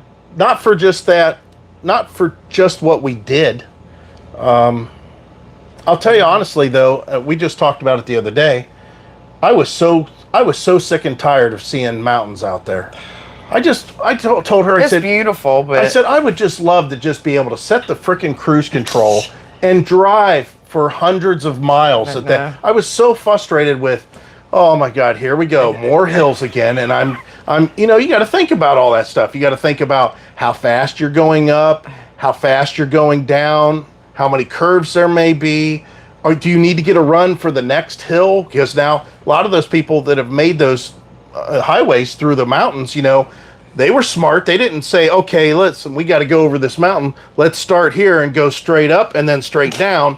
So you got this and then a turn and then it goes flat and then it curves back and then it climbs. Then it flattens out for a while. I mean, it does some crazy stuff to where you're like, is this it? Now, again, us having that GPS that we do, which is in our store, I think, still. I'm pretty sure. There's one feature that we've showed that you can click it and it'll tell you what the terrain is as you're driving down the road, as far as, okay, we're going from 1,000 feet to,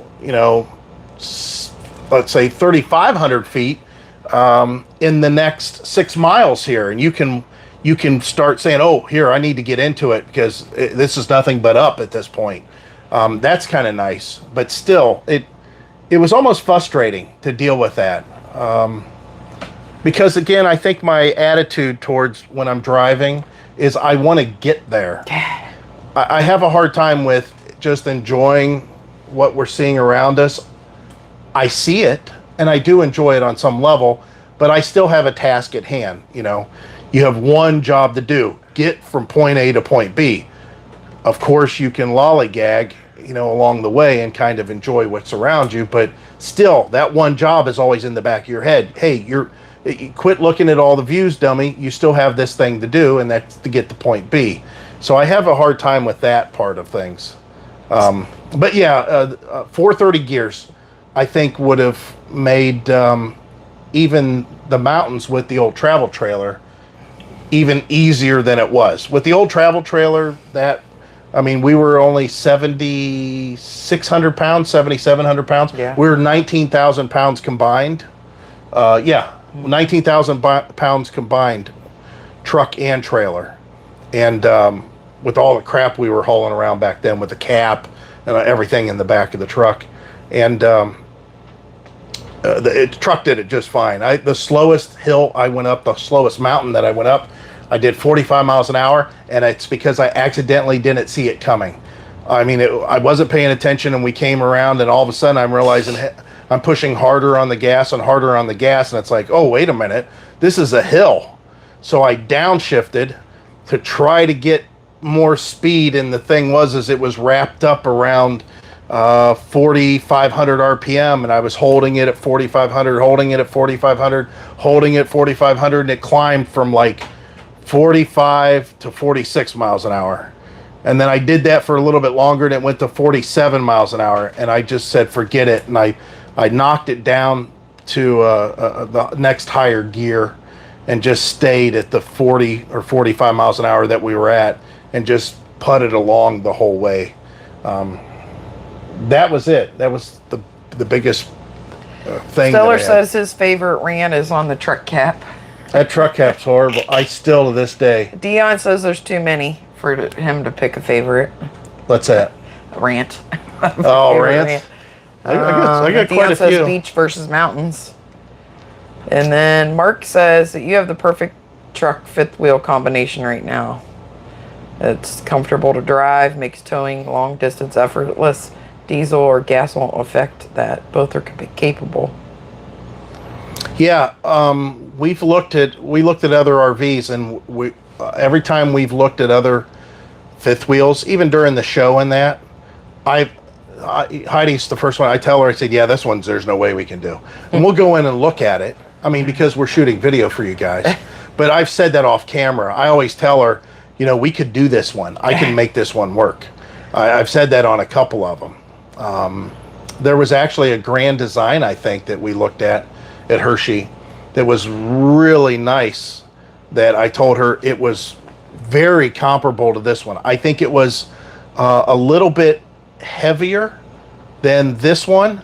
However, it could hold more cargo. And when I say heavier, I look at the gross vehicle weight rating of what it, I think it was at 14,800 pounds. Well, I think the truck's 15,000, if I'm not mistaken, off the top of my head. I think that's max for my gears, 373s. I think that's the max. And I told her we could do this because, first of all, that 14,500 rating was with like 2,800 pounds of cargo. Well, we don't have 2,800 pounds of cargo. The nice thing about it is I could take some of that cargo out of the truck and I could put it in that RV because it did have a better pass-through storage, just better storage overall. Anyways, yeah, there would be a certain, don't get me wrong, and again, I think I said that on video, on actual video, when we were shooting the shopping or covering the RVs out at Hershey. There were a few of them that we went through, and I said, yeah, this is dually diesel territory. There is no doubt about it. There is no other way about it. When it was really windy out there on that one highway, I don't remember where it was at. It was kind of just a straightaway. Mm-hmm. Wow, it was hilly, but we weren't doing but 55, I think. Where would you like to go next summer? Do you want to go out west again? No. You don't want to go anywhere out west? No, not really. Yuma? I thought we have like 9 states we got to see. Yeah, I don't know about that. No, that'd be good for summer. Would it? Do you remember the drive through Washington? Drive around it. Drive around. She says just to go up the coast, but drive around Washington. Let's see here. Heidi said she's going to Alaska. Not in the RV. Yeah, I'll fly over there.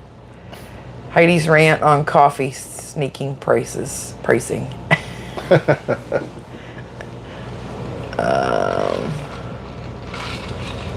I guess you could say that's why people from the Rockies are likely to prefer towing with diesel engines. Yes. Yeah, if I lived out there and I traveled that area a lot, I would do a diesel. Yes, we've been to Utah. Yep. It was beautiful there. We went to Twin Falls. Yeah. No, that was Idaho. But we went to Utah. What did we do in Utah? We were going through there, and I think it was the time of fires. Wasn't that the time we left Nevada? Yeah. And the fires were really bad.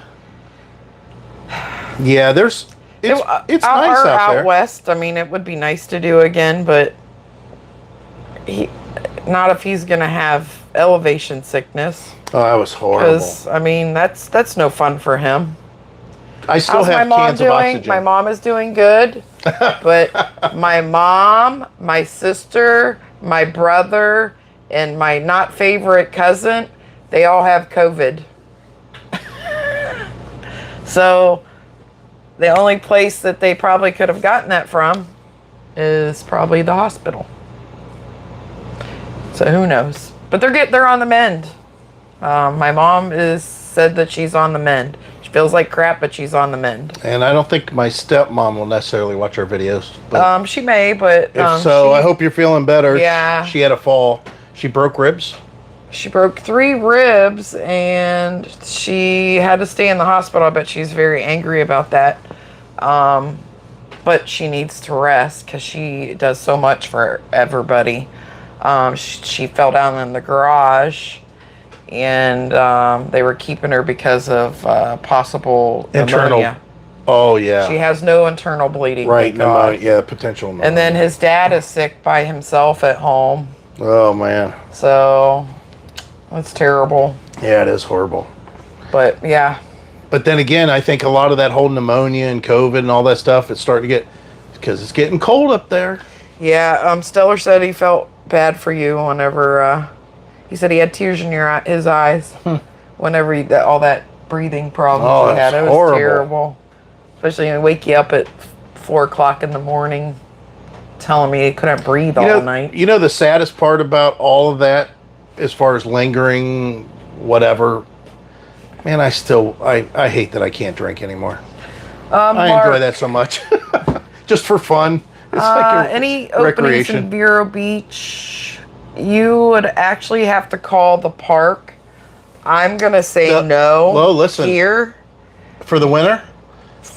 In January. Listen, there's a dive park that's down the street that's just gone under new membership, and I think it's $650 a month. I don't know what it's called though. I just seen the listing on that on Facebook or something, but it's down US 1, and it's where. Well, I'll see if I can look it up, and I'll tell you what it's called. But it's where the what's that bypass, or what's that? The freeway merge, or what do they call it? The turnpike something. Oh. Beeline, or what do they call that? I forget what it's called. I can see it. Yeah, I could see it too. We go there every time I go to the VA. Herbie, Mike's ankles, they're doing a lot better. He has a little swelling, but nothing like. Oh yeah. I mean, he was all the way up to his knees. Yeah. It's not as bad as it was I know. before. I hope that everybody gets better, but it's called the Turnpike Feeder. Yeah, Turnpike Feeder Road. Yep. And the place is called when I went to the doctors the other day, I didn't have any extra heartbeats. Yeah. So that's why I have this heart monitor until tomorrow. They don't have a name on it. Look. And then I have to send it in. So hopefully I won't have to have surgery, the ablation. So we'll hope for that. But I've had this on since yesterday, just to make sure. But they did the EKG yesterday at the doctor's, and he says there was no PVCs. So I don't know what to do. There's no name on the park because it's under Robert's mom. She's healing from a fall, no broken bones, but tore her skin open, and that's terrible. Ugh. What the winter months have gone out of our way. How can we find that out? Down 20 and over to the west to avoid the mountains and the snow. I don't blame you, Nancy. CCI building. Let me see if this works. Did you figure it out? No, because there's no name on it. Oh. I mean, there's a business out front that looks like it's part of it. Yeah, Brenda says they all got it from Tim's work, and it's really going around Northeast Ohio. Yeah, my mom had surgery at the Alliance Community Hospital, and apparently it's full of COVID. That's what I heard. I've also been concerned with you and your heart troubles. Yeah, I hope I don't have to have surgery. Yeah. Yeah, I'm tired of being stressed. We'll tell you what our thinking is on that. I'm still looking for this place, but... So hopefully, Mary was in the hospital for... Oh, I didn't know it was AFib. Prayers for Mary. Oh, my. We'll have to start a prayer line. Yeah. We're all getting older. I mean, I see it, and it's showing it and everything. What it was a mobile home park, and the mobile homes got to the point where somebody else came in, they re-yanked a bunch out, so there's a lot of RV parking there. I'm not saying it's in the worst location, it's not in the best location as far as being able to get to everywhere. It's right on US 1. It's right near the Turnpike Feeder Road, and I just don't know what how can we find out what this is? I don't know. How'd you? I seen it on like Facebook or something. Yeah. Well, you showed that to me, didn't you? Yeah, but I don't have it here. It's Is it on that phone? Did you mark it on there? Yeah, I don't know if I did or not. I sent it to you, right? I don't think so. I don't know. Let me look, see if we can. So it's an RV park that's in technically Vero Beach. It's right where US 1, and it's just south of where US 1 and the Turnpike Feeder Road connect. And it's by Pineapple Joe's Bar. It's just south of Pineapple Joe's Bar.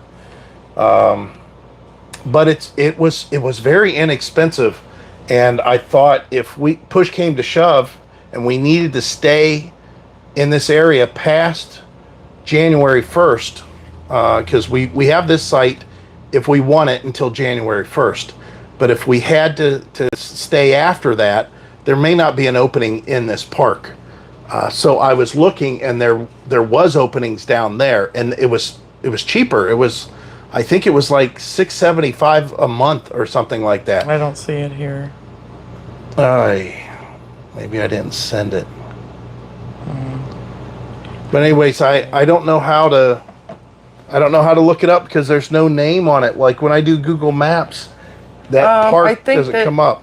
What I do, I go on Google Maps and type in campgrounds and into like Vero Beach, and then search that area. He does it way better than I do, but that's how we found this one. Yeah, we were really lucky to find this place.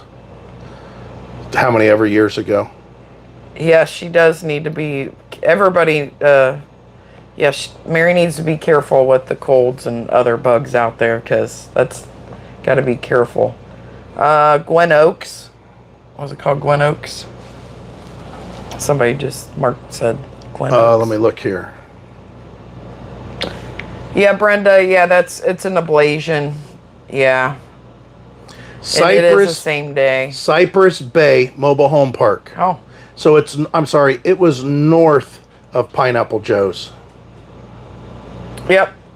Catherine just said Cypress Bay Mobile Home Park. And they actually consider that Fort Pierce, Florida. It says you don't want to rent here and all that stuff. The reviews are horrible.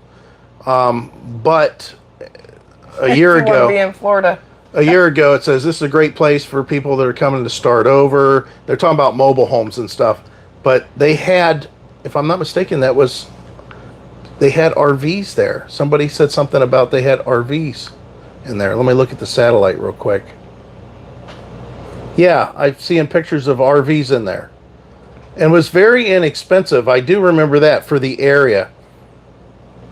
Yeah, I'm seeing there's 1, 2, 3, 4, 5. 6, 7. Looks like 8. So there's about 8 RV sites from this picture that I'm looking at here. I don't know when it was taken. We're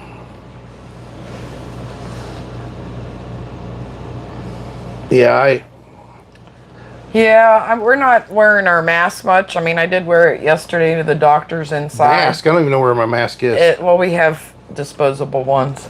I haven't worn a mask. If literally the doctor was wearing his mask, I could see his mustache. The nurse kept taking hers down. And when's the last time they wiped anything off? But anyway, enough of that.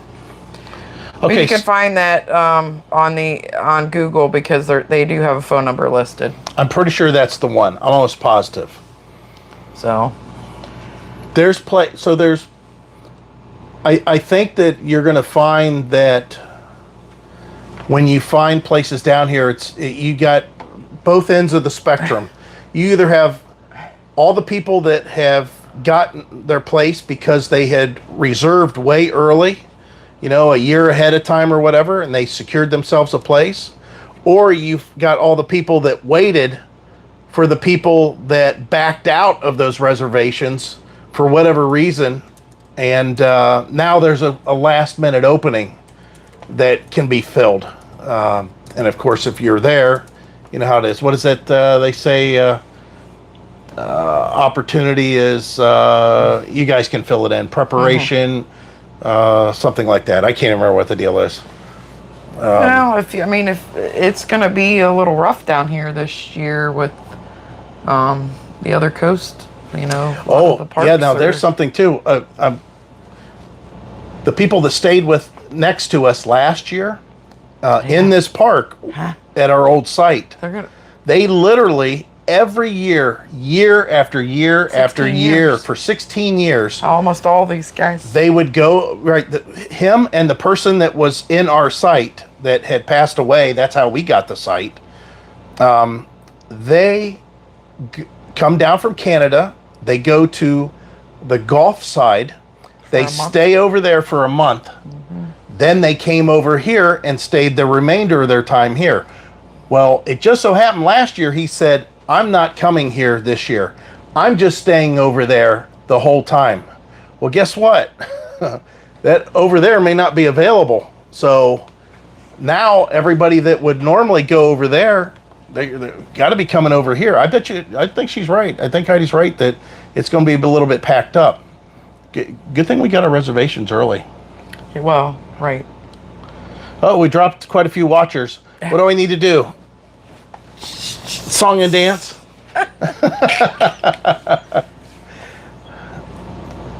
So what is it that you guys wanted to hear from us more than anything else? What would you like to hear? How many of you are full-timers? Are any of you full-timers? Are any of you planning on full-timing?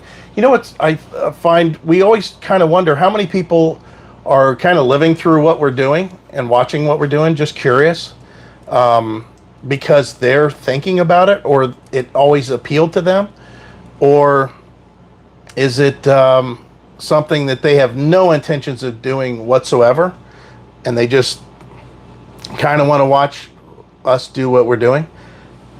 How many times have we screwed up stuff that we could have posted? That's something that, the toilet, us doing that, we should have filmed that. Oh my gosh. We screwed up a couple of things whenever Heidi, I don't know why she insists on not latching that shower door, but that happened. So I'm guessing that's what happened.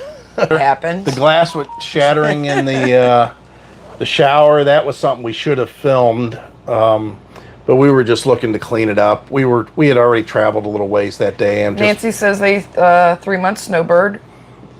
Mark Haney says they're 4 years away from trying to full-time. Love how we show the process. Oh, cool. Tim says they do 5 to 6 months a year. Nice. Amy Jones says the same as us. living our journey 365. Nathan and Tessie, hello. They're full-timers. And Uncle Stellar, he's a full-time RV Daydream watcher. We love We that. love ya. Frank said sold our house into acres back in July and kept the farm. Set it up as our home base, traveling between kids and Texas in the winters. That's something that when we shot our video on us leaving the house, all that, a lot of people, we got a lot of kickback and feedback and comments and praise one way or the other about it. But I think that we should have elaborated more on the fact that when we sold that house, even you asked Heidi this, even, looking back and all that, the house fit a certain need for us, but we weren't attached to that. We weren't, we were attached to the area because of family, but we weren't attached to that home and everything it provided. It just did the job for us very well. And it did it for 20 years. The Salazos, they do 6 to 8 months on the road. But we didn't really reiterate that or talk about that enough. And I think there's a lot of people that I don't know if we could have potentially misled them to where they're like, hey, they just sold everything and hit the road, and they lived in that house for 20 years and they're not sorry whatsoever. We're going to be the same way. Well, that only pertains if you don't have any attachments to the home and any feelings about the home or anything like that. Our house did, like I said, it did a great job for what it was. And we would love to find another one that did the same type of job. But there was nothing spectacular about it. We had water, sump pumps and wells, stuff going on. And it was getting time for a new roof again. Whenever it was windy out, the temperature fluctuated in the house a little bit. The basement, the garage was okay, but the wiring, we couldn't, hook up the way that we wanted necessarily. And the driveway all the way until the end was never nice at all. So the thing that when we said, hey, we're cutting loose and we're selling the house and we're just hitting the road, it would have been a different story if we would, if this was a house that we loved and cherished and our kids wanted and they couldn't believe that we were selling it, and it was their childhood home that they loved that home and they have so many memories there and stuff. It was not like that. We just used that house as a house to grow up our kids in. At no point did I look at my garage and go, I am so blessed to have this.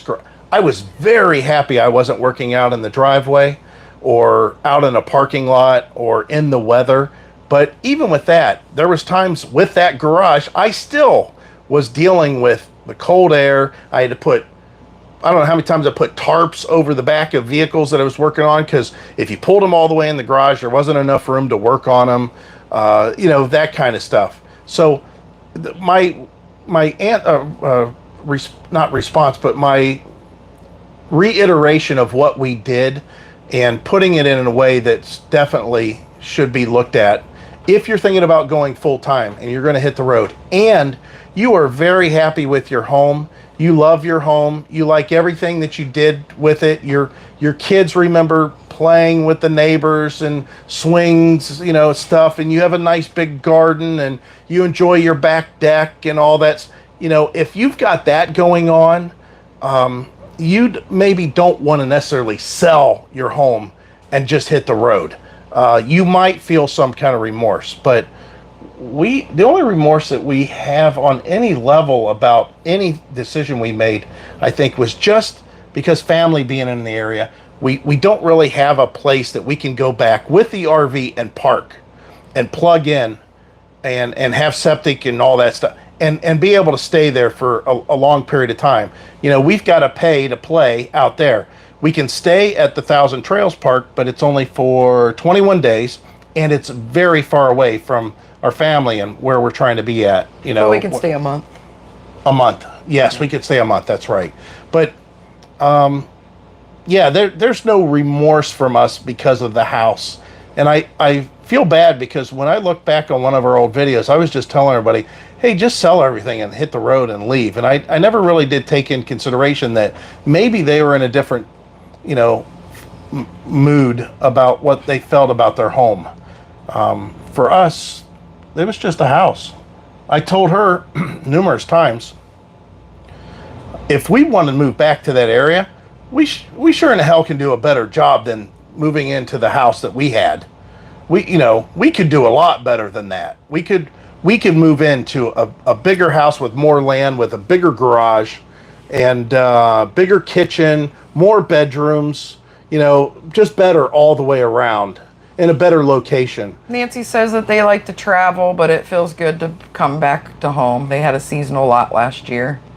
Steve says that they bought a place in Florida. They're from Connecticut. They're going full-time this spring, and they followed our channel for many years. Hey, if you guys have typed something in the comments and Heidi's missed it, don't feel bad. Just send it again. Put ×2 Hi, or Lori something by that. Put the asterisk and then 2 and then the same Frank question says my again. father and I built our house themselves, and they lived in it for 39 years before they sold it. Don't miss it at all. Oh, really? Yeah, there's a lot of stuff that we see. Again, we would never I just say we never. Jim says Lee and I spend 3 months in Florida in the winter. It's really difficult for us to find an area that we really like here, and then think, you know what, I wouldn't mind spending more than just a year here. I would like to spend a few years here, and then knowing that it's just kind of money being thrown out the window if we just pay for lot rent, that we really don't get anything, and we are lacking certain things when we do that. Of course, content for you guys of us traveling around, that kind of sucks. That doesn't work. But we still have stuff we'd like to do. Again, we're not too old. Ask Heidi about how she feels about working. Go ahead, Heidi. Well, it's time for me to go back to work because Michael's getting sick of me, sick of seeing my face. Okay, Heidi just told you a complete lie. She surmised something that has nothing to do with what's actually going on. I want to go back to work so I can be healthy. This is not a healthy lifestyle. It could be, but it's not. It's not a healthy lifestyle. How we're doing it, it's not healthy. Right, and honestly, a lot of that has to do with even when I was at home. You guys seen how many projects I did, how many times I was mowing the lawn, plowing the driveway, doing all the projects I was doing out in the garage, on the RV, fixing the cars, fixing the truck, always working on stuff, always moving around, always doing crap. Obviously, I'm not doing any of that. I do some projects on the RV. You guys seen it, but my cardiologist actually told me that I need to go back to work. Yeah.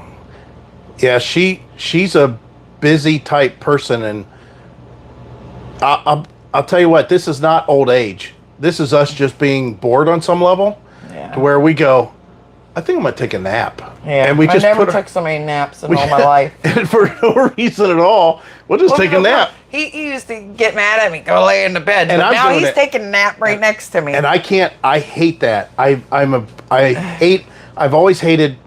If I felt tired for whatever reason, which is very rare, I just go upstairs and get in the bed, and I'll take a nap.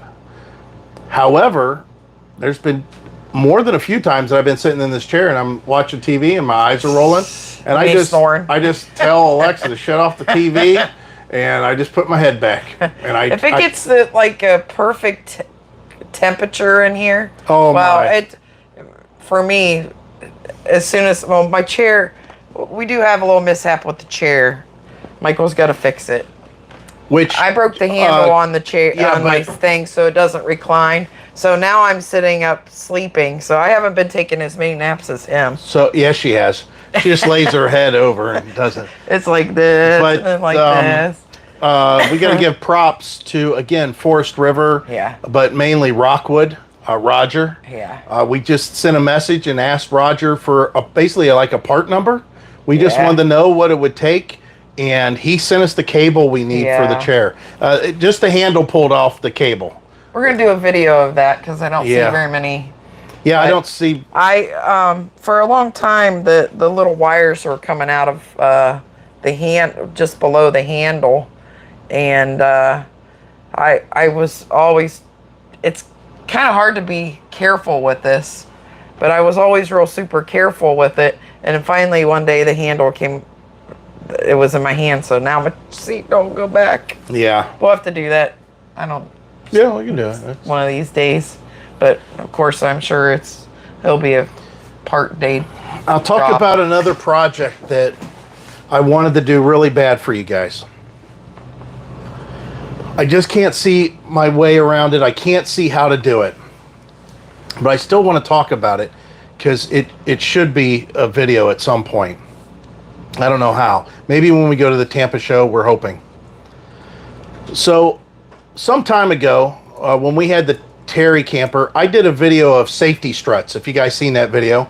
And that's basically these struts that you drill the frame of the RV, and they go underneath and cradle the factory 4-inch bumper so that you can put racks on the bumper, and the bumper will support more weight than what it normally would, because it's, you know, those are extensions basically of the frame that don't require to be welded on. And I did that video, and time had gone by, probably maybe a year, and I got contacted by a gentleman named Ralph Kirtland, and he said, I saw your video on you putting the safety struts on that rear bumper. I'm the owner of that company that makes those safety struts. I noticed that your bumper was rusty. Would you consider doing a video on my product, and I will send you a bumper to install? Well, he gave me the details of the bumper in the email, and I looked at it, and I told her, I said, oh man, I got to do this. So I contacted him back and said, hey, listen, that RV's long gone, but I have a brand new travel trailer, and I'll be more than happy to do a video on that, because I want, I've been looking at this for a while. So that was the mount and lock system, and that's when I got that big aluminum bumper. I cut off my factory bumper, bolted that one on, and then I got his trays, those steel trays, which he also makes aluminum trays, and then that's when I bolted the generator and the gas tank on the back of that travel trailer. And that's when I put I'm going to say it here in a second, maybe 2 seconds, 3 seconds, the micro air. That's when I put the micro air soft starts or easy starts in both of the air conditioners of that travel trailer. And I'm going to tell you, out of all the things that we've screwed around with, by far the amount of time and effort and money that was spent to do those 2 soft starts, that bumper on the back with the Honda 2200 generator and that extended gas tank, by far, hands down, is the absolute best way for us to boondock overnight stays. For us to just pull into a place, me go back and hook up the fuel hoses and plug in the RV, fire up the generator and lock it up inside, rain outside, lot lizards and thieves walking through the truck stop, didn't make a difference. It was secure, it was dry, it was safe, it stayed cool, and we had air conditioning, and we had plenty. We didn't have to worry about it. It was just out of sight, out of mind. It was perfect. We hardly heard it. It did everything we wanted. So that mountain lock system that he had for the back bumper afforded us to do all that other stuff. So we got rid of the trailer. When we got rid of the trailer, the bumper stayed on. Obviously, I couldn't have traded in a trailer with no bumper at all. So the bumper and the bracket stayed on. But the trays, those trays that were, and of course the boxes and the generator and everything, that all went to a guy that he had a race car trailer they Oh, had he had a boat too. Yeah, boat. I don't remember what the He deal had a was. bunch of stuff going on. Yeah, but he was actually picking it up for his boss. His boss wanted that whole system on the back of whatever he had, and it was all together. So, anyways, yeah, he talked about it being a boat too. I'm not sure what happened. So now fast forward, and of course, the very first thing I notice is I hate the fact that I don't have that system on the back of the RV anymore. Not only for the tray and everything that it offered, but the fact that, man, I could put my sewer hose in that 4-inch bumper with no problem at all. Well, I'm telling you, there's times that I've got to wiggle that sewer hose out of this 4-inch bumper. It's just a pain in the butt. And I'm like, wow, I wish I had that big 5-inch bumper again. It'd be so nice. Well, when we went to the show, at that point, Ralph, he watches our videos. Hey, Ralph, if you're watching this one. And he says, if you want to shoot a video again, I have a new bumper system that's essentially the same thing, but now it pivots up. You can take the trays and you can pivot it up and put pins.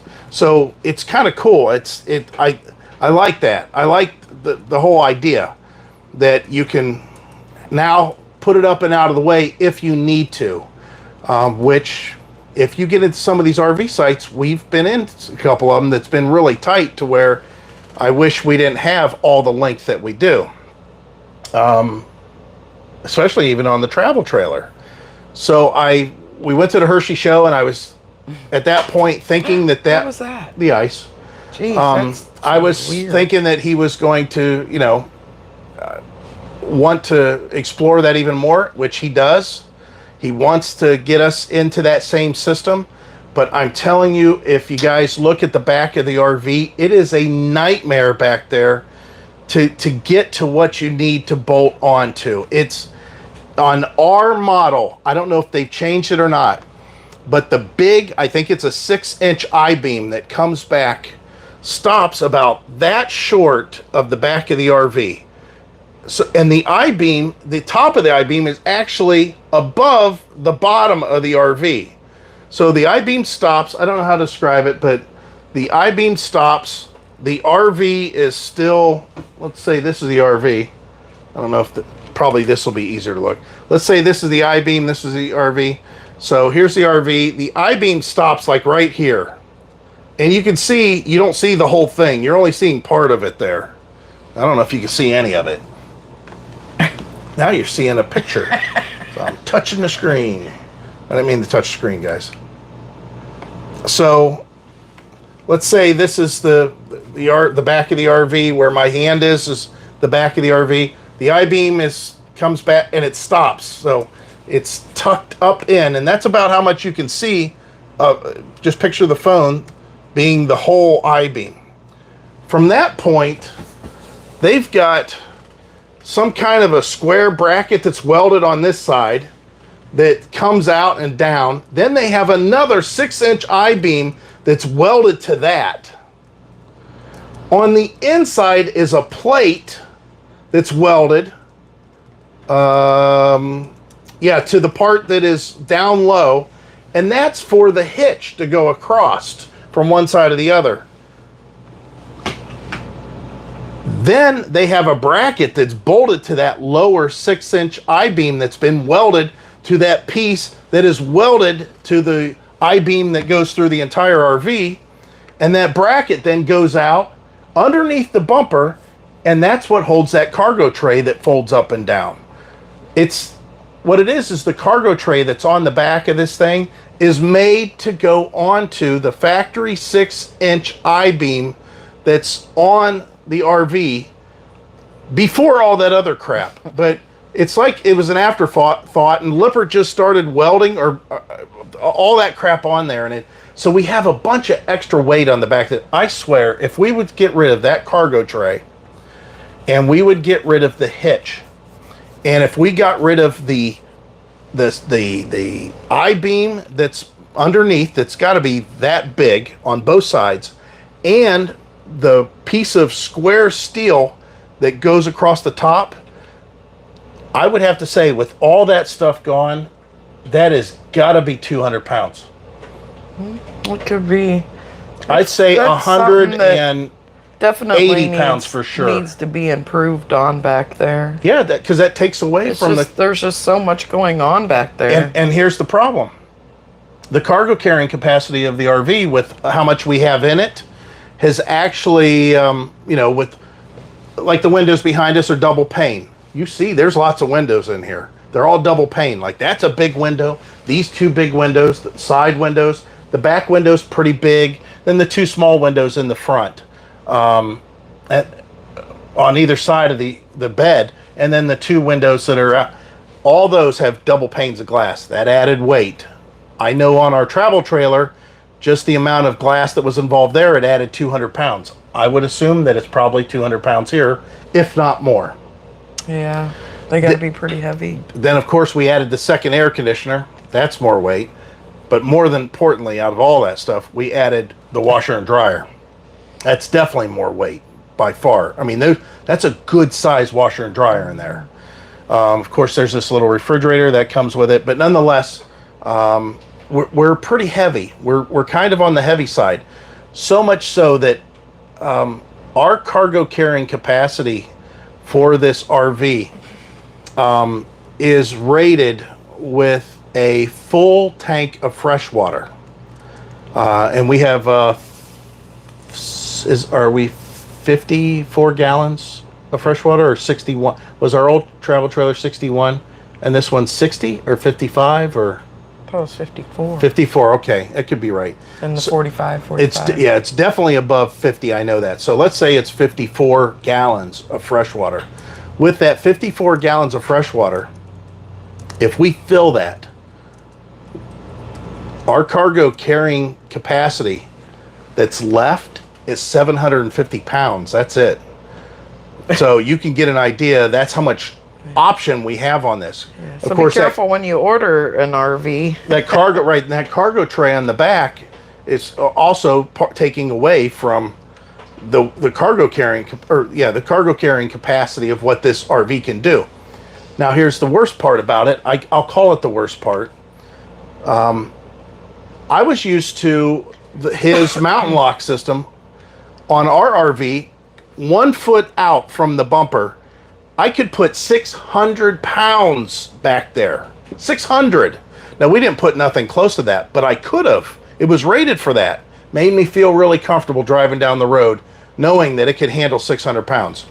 On the back of our RV, that cargo tray that I'm telling you added, with the hitch, added probably 180 pounds worth of steel back there, only affords us 200 pounds of cargo carrying capacity on that tray. The hitch, you can do 300 pounds in the hitch. So if you have a bike carrier or whatever, you can do 300 pounds. But the cargo tray only holds 200. The hitch can only hold 300. I would love to get rid of all of that and put his system back there with that aluminum bumper, which of course is less weight, and then his tray system, and be able to haul 600 pounds on the back of this thing and be in the neighborhood of 200 pounds total for his system. So you could get the idea that we would lose 180 pounds off the back of the RV, only to add maybe 200 pounds back on, and I'm going to an extreme there. I don't even think it would be that much, to get 600 pounds worth of carrying capacity on the back. Anyways, I don't know if any of that's interesting, but that was the project we were going to do. Even when we were in PA at the Hershey show, I bought a metal cutting diamond disc that has a lifetime warranty. And that guy said, when you cut this metal, don't Mickey Mouse it. Don't try to try to. He says, just take your tool. If it's got enough power, just shove it right into the metal. He says, if you break this, I want to know about it. And he says, it's a lifetime warranty. He says, just do it. And we got that to cut all that stuff off.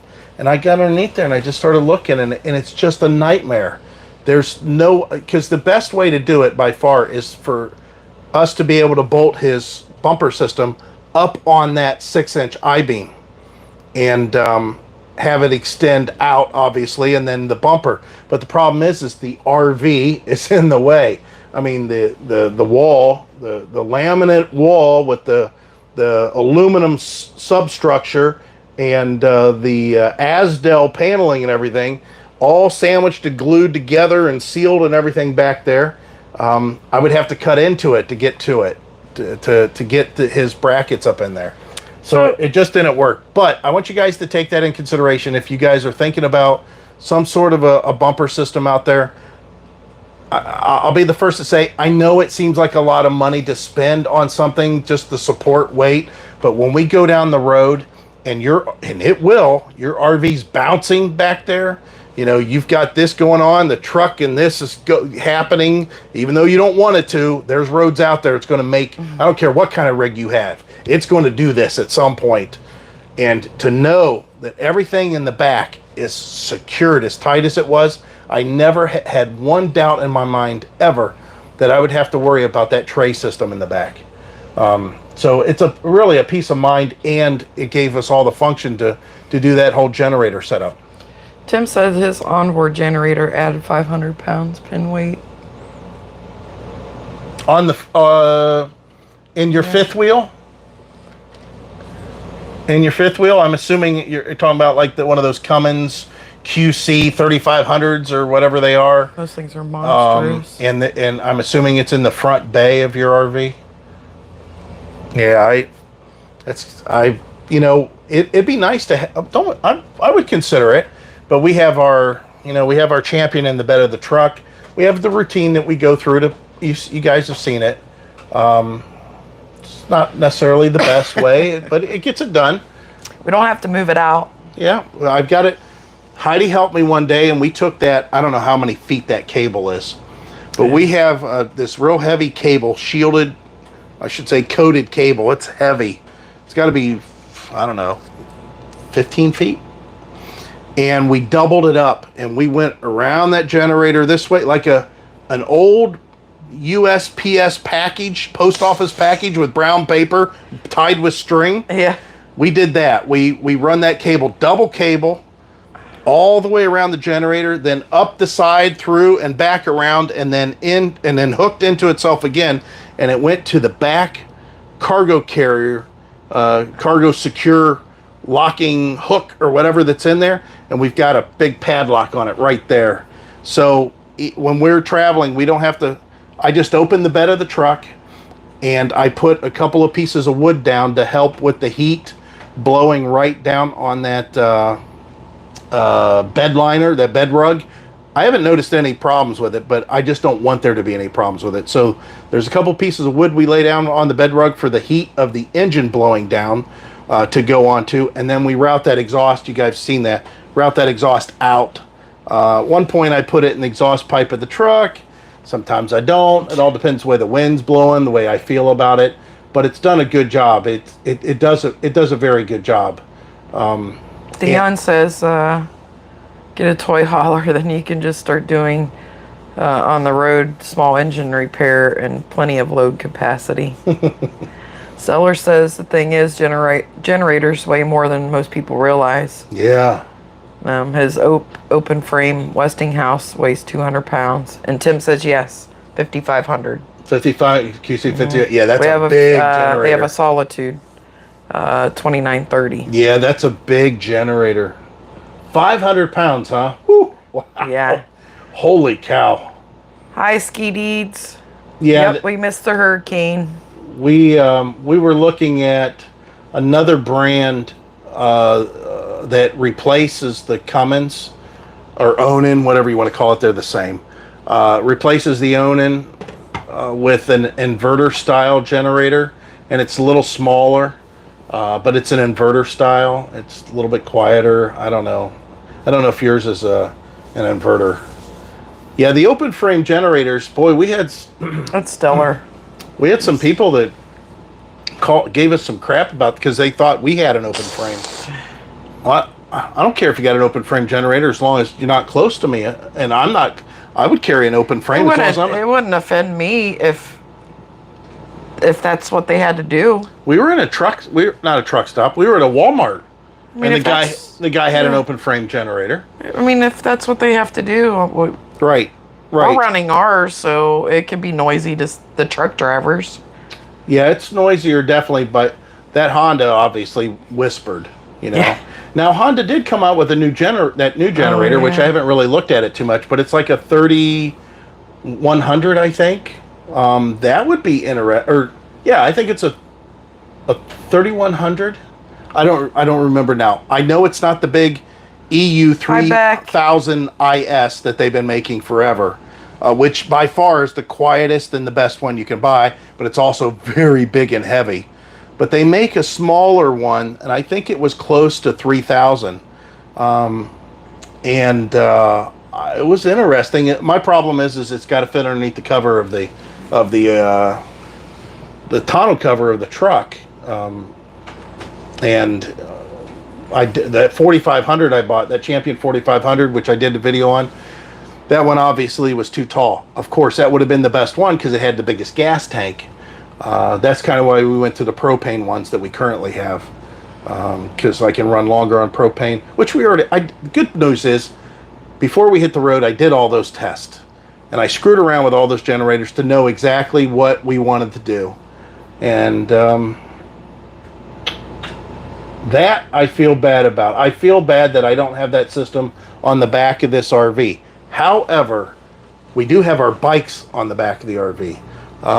For you guys that maybe skipped over it, which I don't blame you.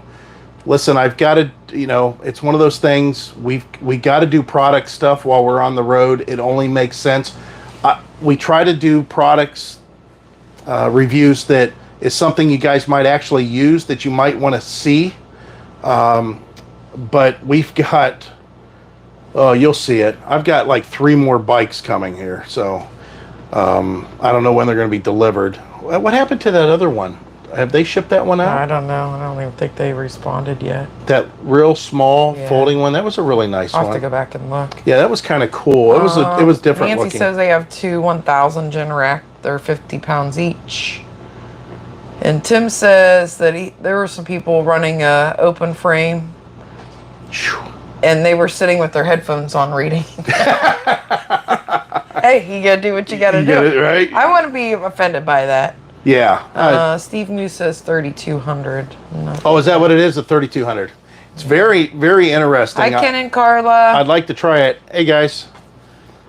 Yeah, I don't know if. By the way, is anybody watching the game? Who's winning? The Commanders. Is the Commanders winning, or the Bears?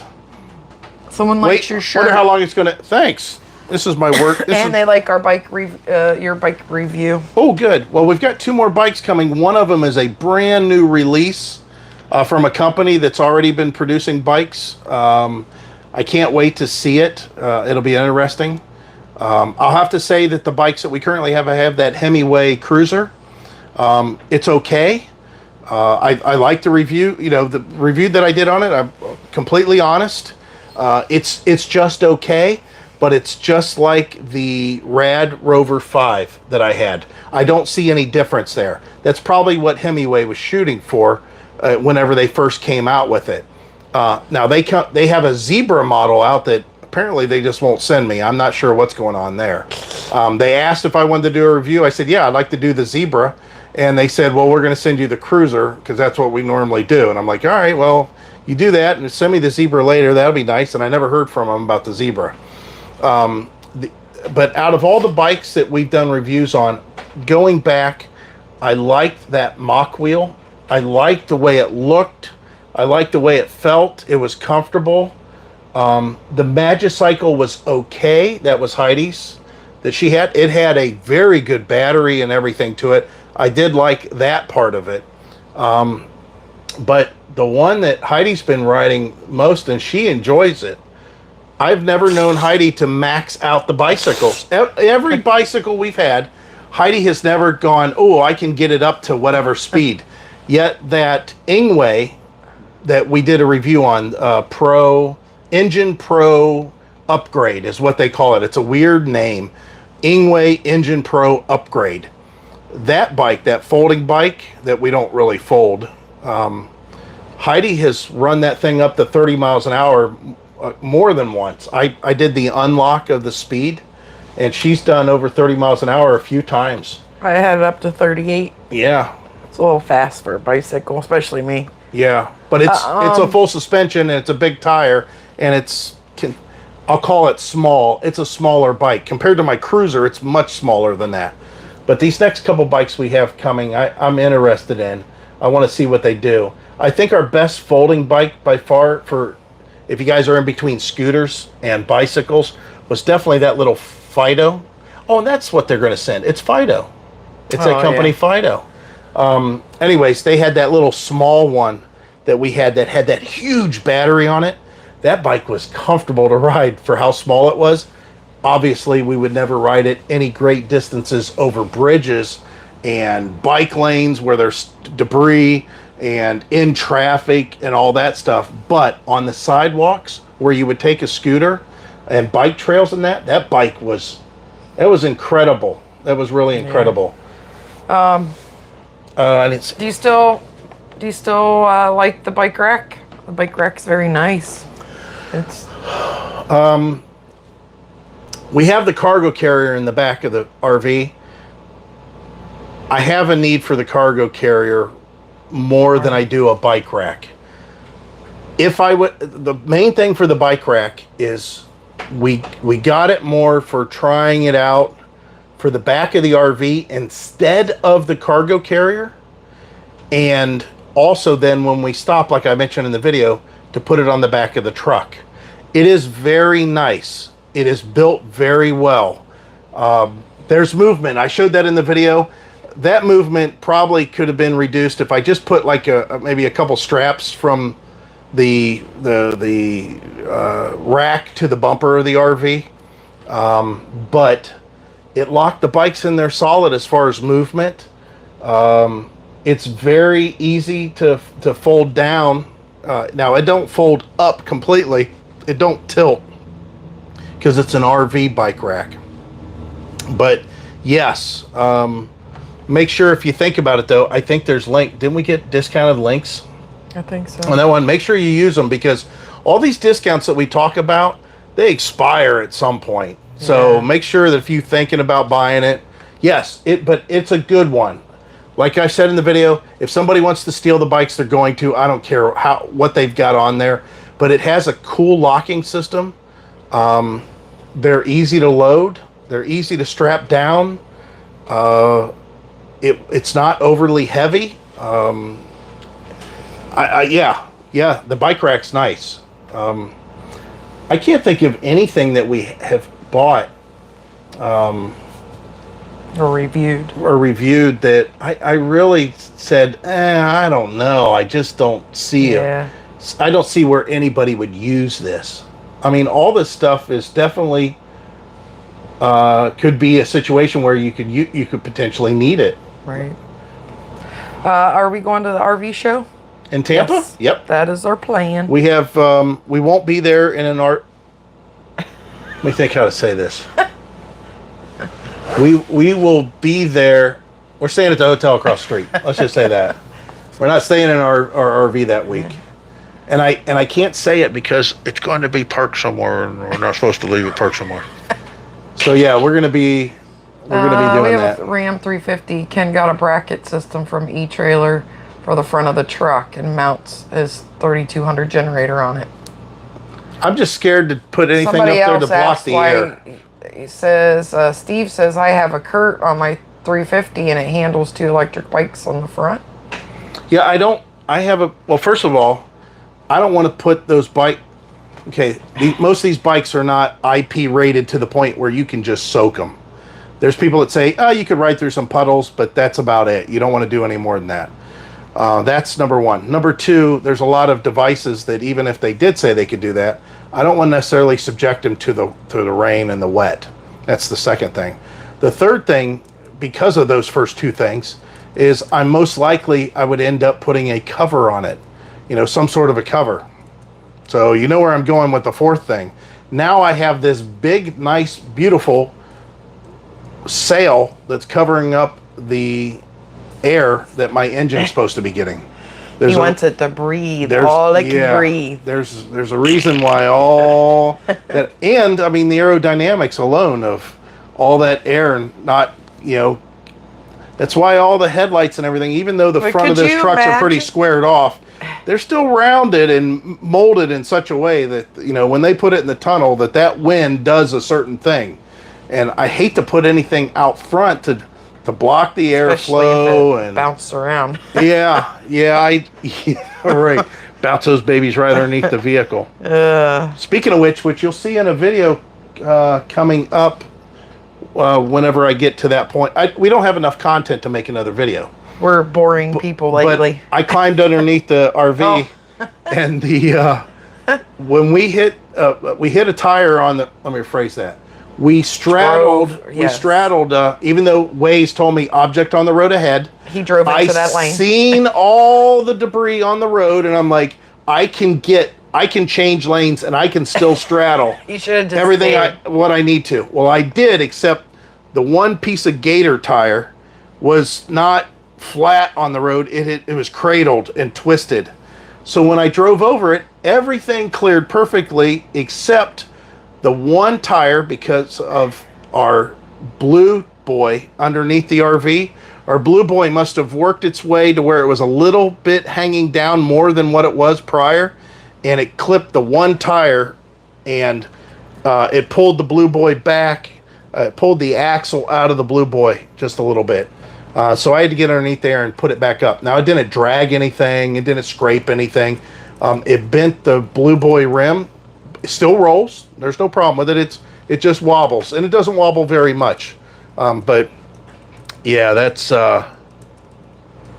something that we're concerned with. There's what else where were we that one time? I said, I wonder what happened to that, and it just disappeared off the RV. Other than our awning cover, I don't know what happened to that. I don't know who on the road got to see that. I don't remember. There was something else that we had on our RV when we started the trip, but when we ended the trip... on the travel trailer, we're missing the front of the plastic underneath. Oh, yeah. That was at the end when we were... right before we were trading it in for this. The coroplast that was underneath the travel trailer. It was a big piece. Yeah. But the supports were gone.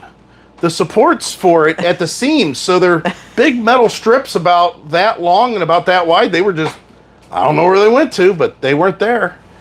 It makes me wonder, people behind us, somebody come around and cut me off and maybe did me a brake check. Maybe I threw something at them and didn't even realize it.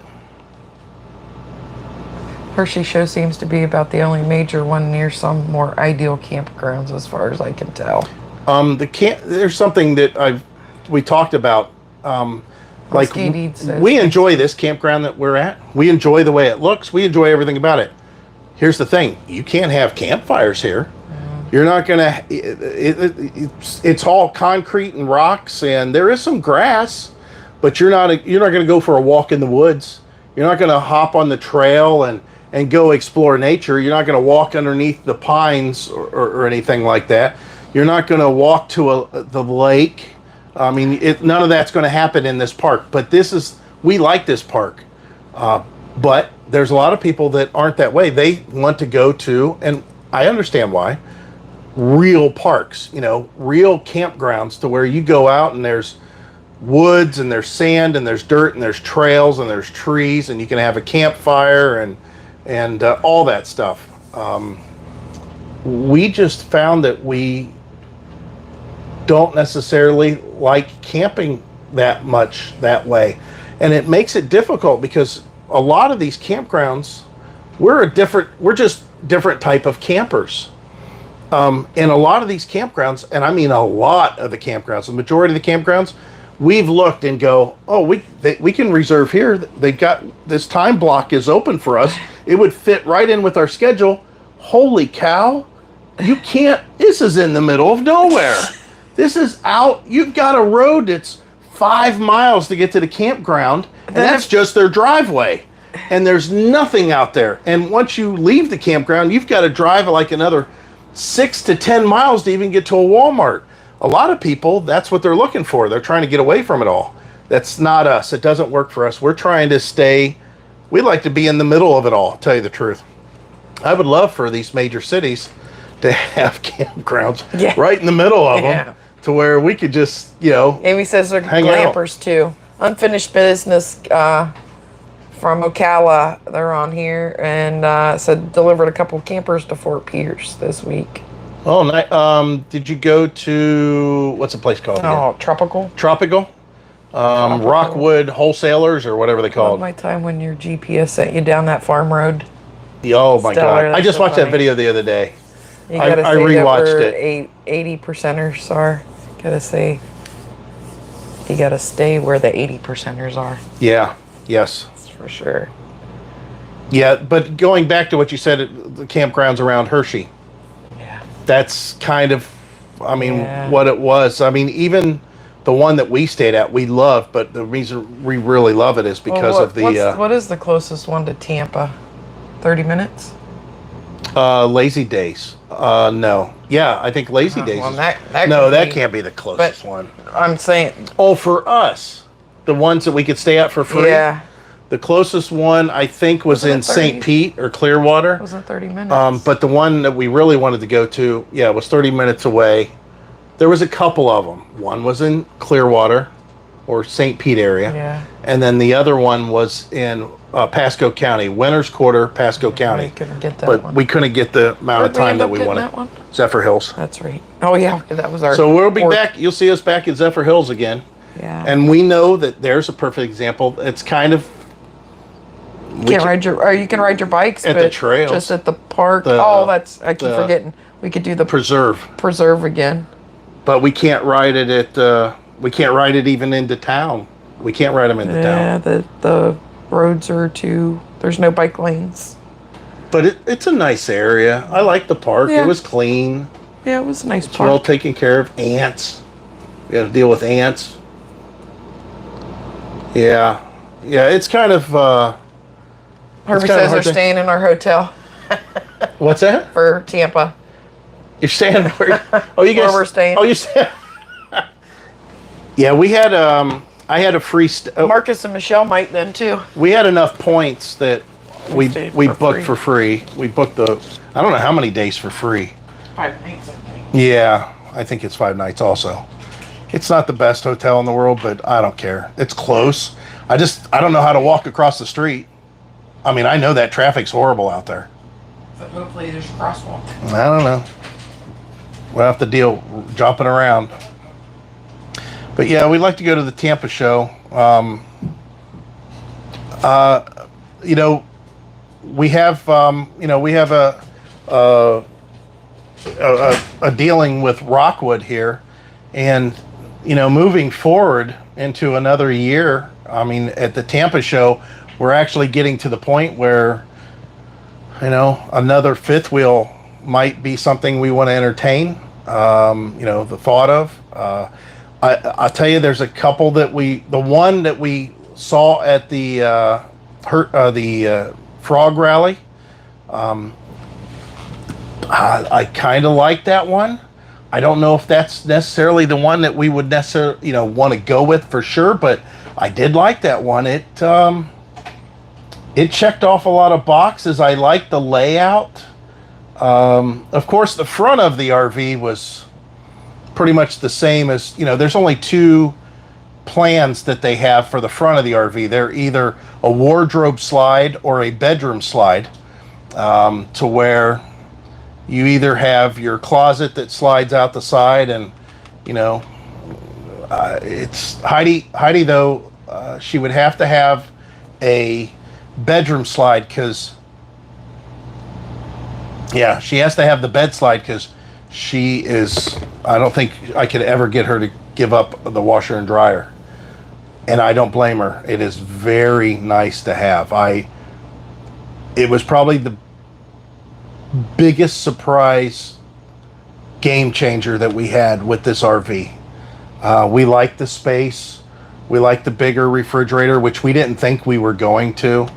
But the washer and dryer is just like, how how did we ever go without this thing? I mean, that's a big eye opener. That really is. I mean, you don't ever have to think about going to the laundry ever again if you don't want to. As long as you have hookups, full hookups, obviously. Again, that's that type of park that we look at.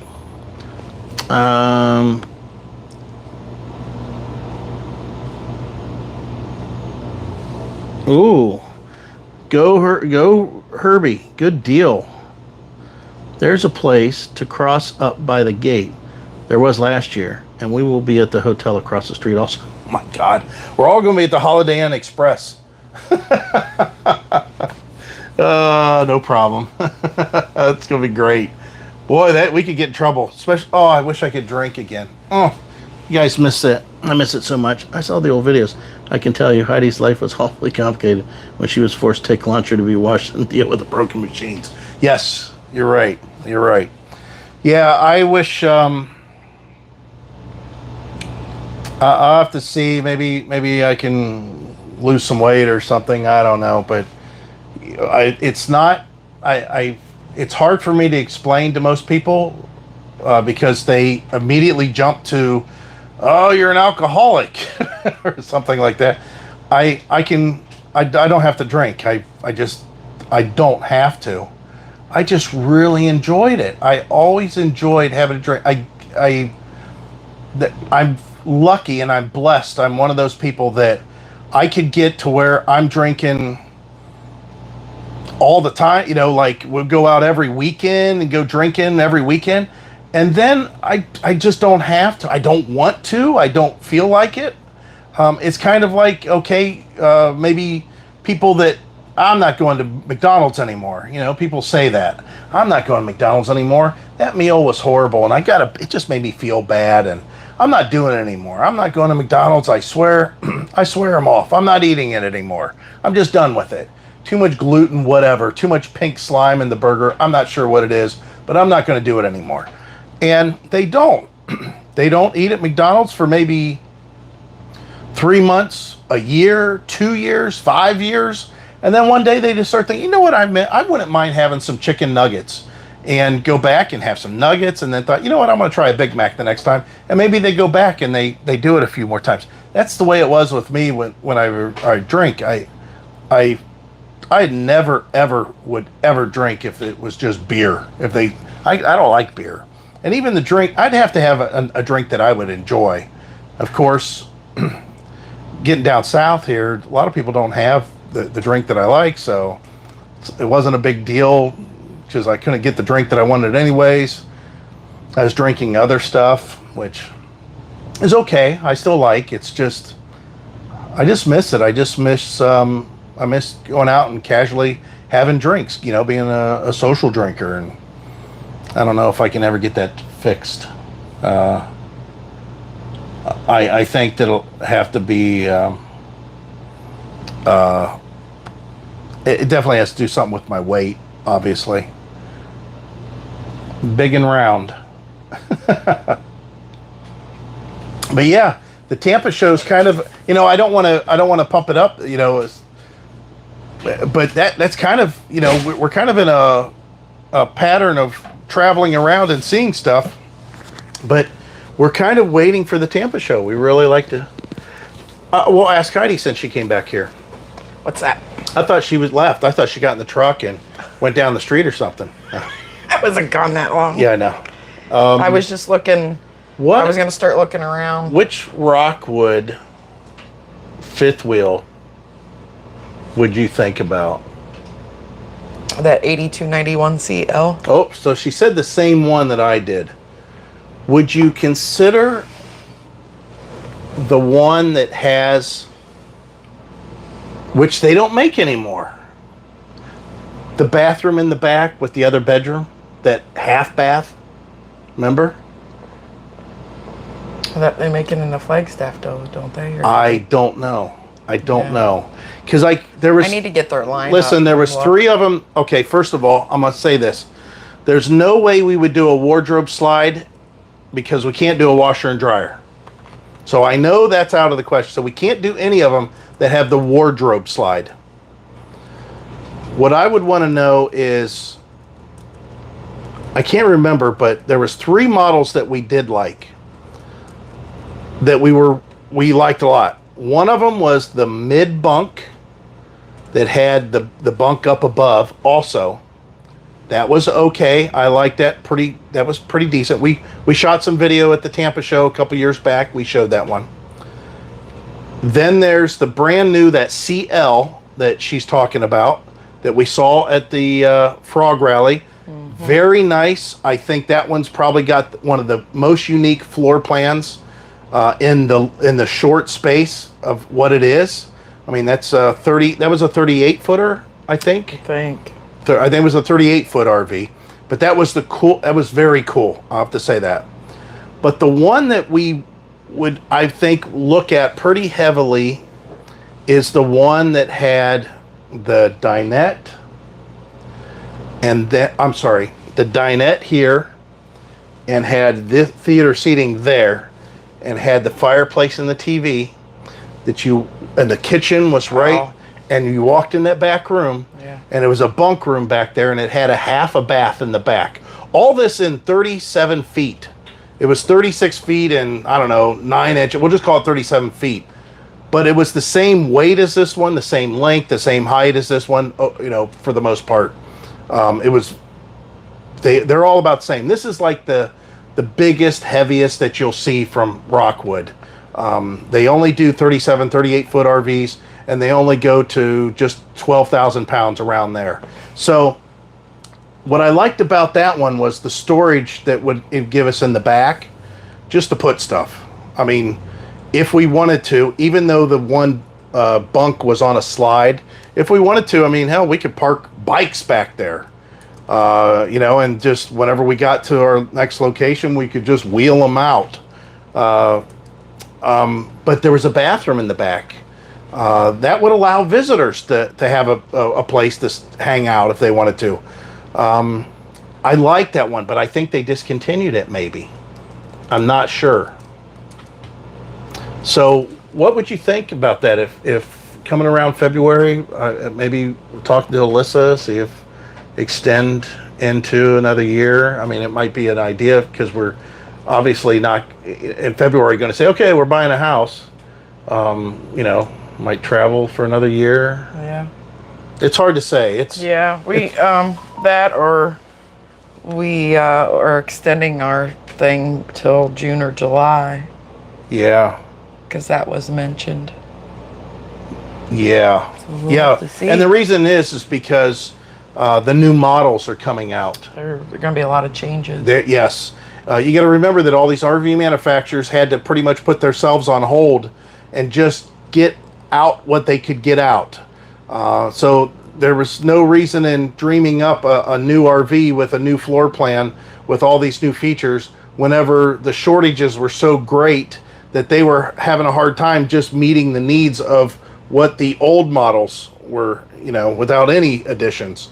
So they're kind of all these RV dealers or I should say RV manufacturers, especially Rockwood. Rockwood is really pushing for a lot more. I mean, come on. This RV's been out for what, 2 years? It's gone. The floor plan's, it's gone. You can't buy this one anymore. And that other one that I talked about, it's gone. They are moving through their floor plans fast. If they aren't big sellers, if they're not units that that are meeting the masses, the needs of the masses, they just move on. They don't rest on their laurels and stick with something. They move to the next phase. They are just set up that way. They can adjust quite quickly. See you, Tim. Thanks for stopping by. Bye, Tim. I think that I like our RV the most. As far as full-time living in it, it does a good job for us. But this area over here for us, I'll tell you what, this is definitely more for people that are going out on the weekend and they entertain. Yeah. There is no doubt about it. I mean, that bar with the mini bar refrigerator and stuff, that just screams some sort of entertainment. And of course, if I didn't have all my computer set up over here, it'd make it a lot nicer to where, people could hang out here at this table. Excuse me. You have a couple people sitting in the seat watching this, the people at the bar hanging out, talking to people watching that TV. I mean, it all makes sense. It definitely all makes sense. It just, for us, I think that I could utilize a two-bedroom type setup more and use, which I talked about in the videos. If you guys didn't really, which, hey, just like anything else, it was very long, all our shopping. And I talked about how I think that the bedrooms and the offices, they need to make the bedrooms not so much a bedroom, and the places that they're calling office spaces, they need to elaborate a little bit more on, and they need to make it to where the bedroom can become an office a lot easier. A real office, something that a sit down, full desk, chair, file cabinet kind of a thing that you can actually do business at. I think that Heidi would probably entertain the thought of actually working from the RV if she had an office that she could sit at, headphones, take calls, all that stuff. You can't do that in the current, this furniture is made for what it is. Lightweight, comfortable, and, easy to very modular, easy to put in a lot of different things. So it's not made like a sofa that's going to be sat in 365 days a year, or a dinette that's going to be sit in for 10, 12 hours at a time. Who sits at their dinette for 10 hours at a time? And I'm stretching it because I haven't done that in a long time. I've sat at this dinette regularly 3 to 4 hours at a time, many days of the week. That there's no doubt about it. So I have little added cushions that I sit on that I bought, lumbar support cushions and all that stuff, and cushion footrest and all that kind of stuff. But it's just not designed for that. It's not that the ergonomics aren't there. So I hope that that's something that people will move into in the future. But again, it's a catch-22. I mean, at that point, you're advertising in a roundabout way. Hey, our RV can be worked at, from the road. That means you can live in it. Well, no RV manufacturer necessarily wants to say flat out, hey, this is a live-in RV. Even the ones that advertise and say, we fully warranty this to be, live in 365 days a year, year round. They're hoping that most people won't necessarily take them up on any problems that they have doing just that. So it's just a weird catch-22 thing that I think that they're caught up in, but they're coming around. They're definitely coming around. And Rockwood, like I said, their floor plans, they're not overly flashy, but there's a couple of things that they hit on that it's like, man, that is a great idea. And I don't know, that's CL. And again, that rear bed thing that's no longer, I don't think, around anymore. I really like that one. I think that might have been a good one for us. Heidi still wants front living, which we looked at. That's the one that I think that we were looking at. Grand Design, that Momentum that I said we could do. All right, what else we got? Sorry, I was marking my little heart thing down. Why is it fluttering? Just a little. Let's see here. Yola and her husband, they've got 1,000 trails now. Nice. Texas. Good. Ski Deed says the top of our window looks like it's open. Strange optical illusion. Oh, yeah. Text, so. Yes. Stellar says that the bar is teasing you. The bar's teasing me. It's a junk collector right at the moment. Oh, yeah, it definitely is right now. We have 2 strut mounts for that bike rack, for step-through bikes. We have that big battery-powered refrigerator thing. My chair's in here. Hats. We have some blankets over there. I have a pizza box up there. Right next to the pizza box is Tums. Yeah. Should tell you what's going on there. Crystal Pixels Photography says, I seen a prototype on YouTube that had a slide out in the hall for the washer and dryer, and in the bedroom was an office space. Yeah, we seen a fifth wheel or something. But that I wouldn't call that an office space that we saw. It was it looked like, it reminded me of where you pay your bills. Yeah, It was small. Remind me I of- couldn't work it. I don't want to work in the bedroom or where I sleep, I should say. I can get a job right now making phone calls for $10 an hour on an app I downloaded, but I don't have nowhere to do it. You'd sit at the desk, but I don't can't listen, work. Right, and then you can't do anything. I can't watch TV. Right. So it just doesn't work. Skeety says we got our scooters because of us. He said they love nice. them. That's Which cool. which did you get the which scooters did you get? Because we talked about a few. Yeah. I wonder if we got the big ones. Man, Maybe you I got love the it. 9-box. Or even No. that Eisen wheel. Yeah, that ice That and was wheels. a nice little scooter. That was a good one. Oh, For all how the- small and light it was, and all how the cheap scooters it that was. we got, Jeez. they For were- how cheap that was. Yeah. It had a suspension on the back. It had tires that run flat tires or no flat tires. They were airless. And it had an app. It was a good scooter for the price. That was a very good scooter for the price. Obviously, I want something big and fast, so we don't have that lightweight scooter any longer. We do have our, Segways. We still have our 2 Segway scooters. They are, I don't know if we would ever get rid of those.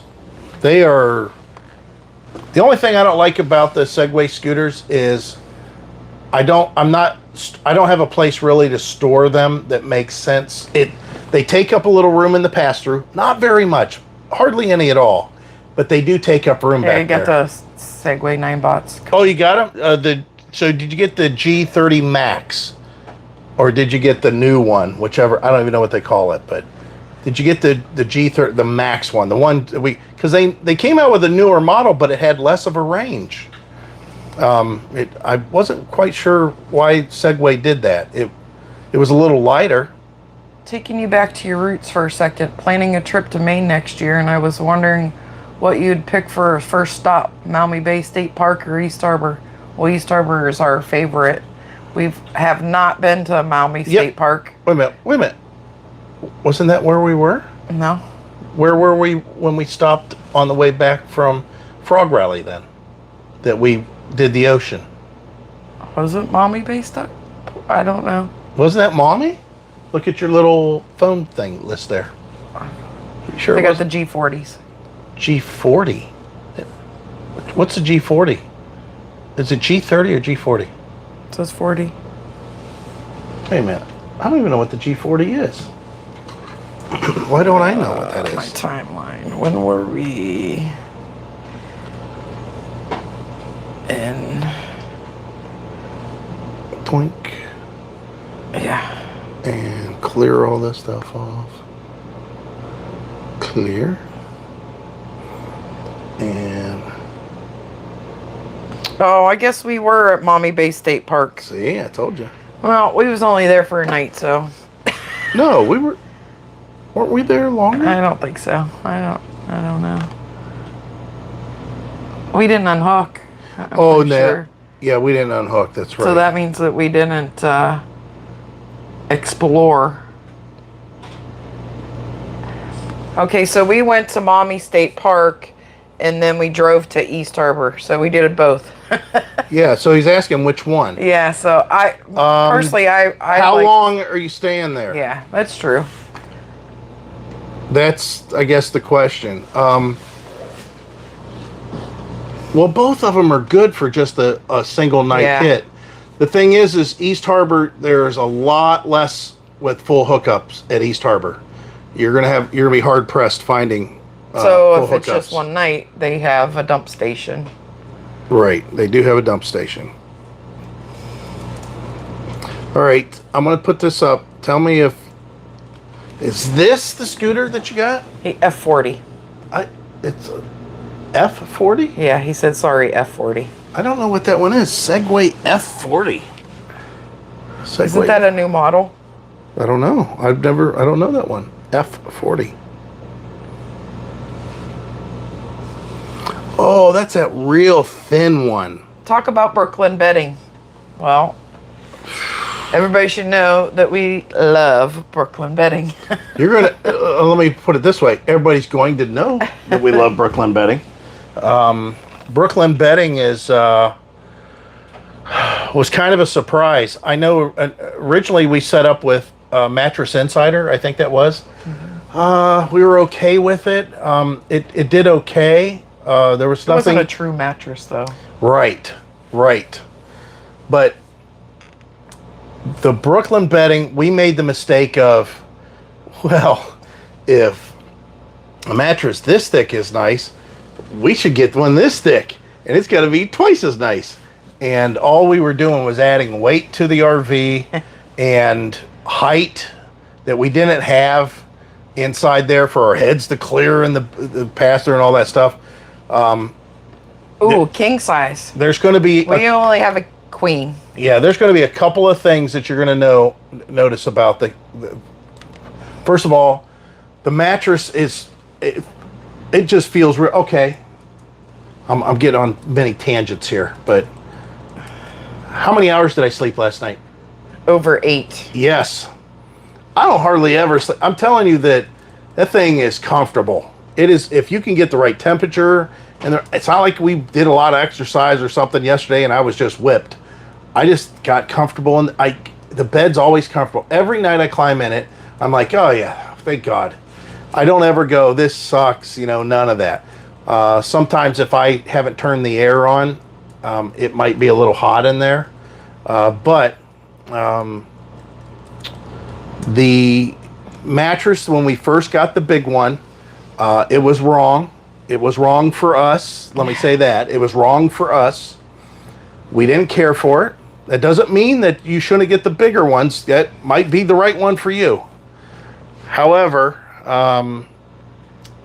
when we started dealing with them on the whole return, because they have that whole 120 night thing, they were very... First of all, they offered us a mattress topper. Okay, they offered us... Oh, sorry guys, she just I threw you in the couple. Bounced your ears around.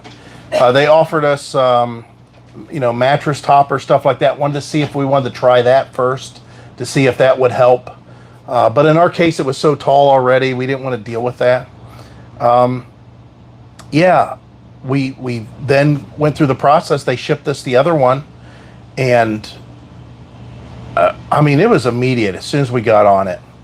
And of course, like everything else, you think, let's see how long this lasts. Let's see.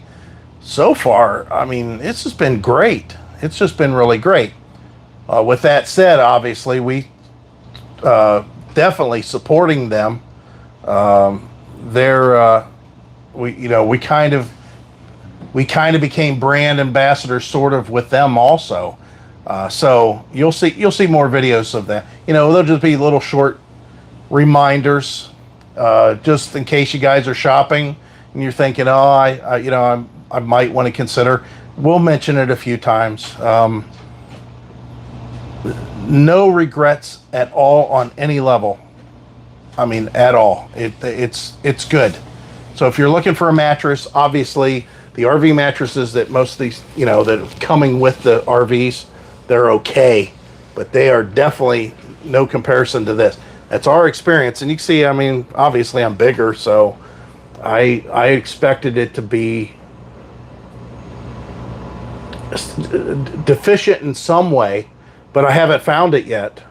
The only thing that it's deficient in is I keep on shoving pillows in between the wall and the mattress, and I keep on pushing it closer to Heidi's side. So then I hit my shin on the board. Eventually I'll make it to where the board shows up on my side. Then the mattress hangs off on my side. So it's... She just gets... Maybe I need to shove pillows on my side. And we should get pieces of foam, I think.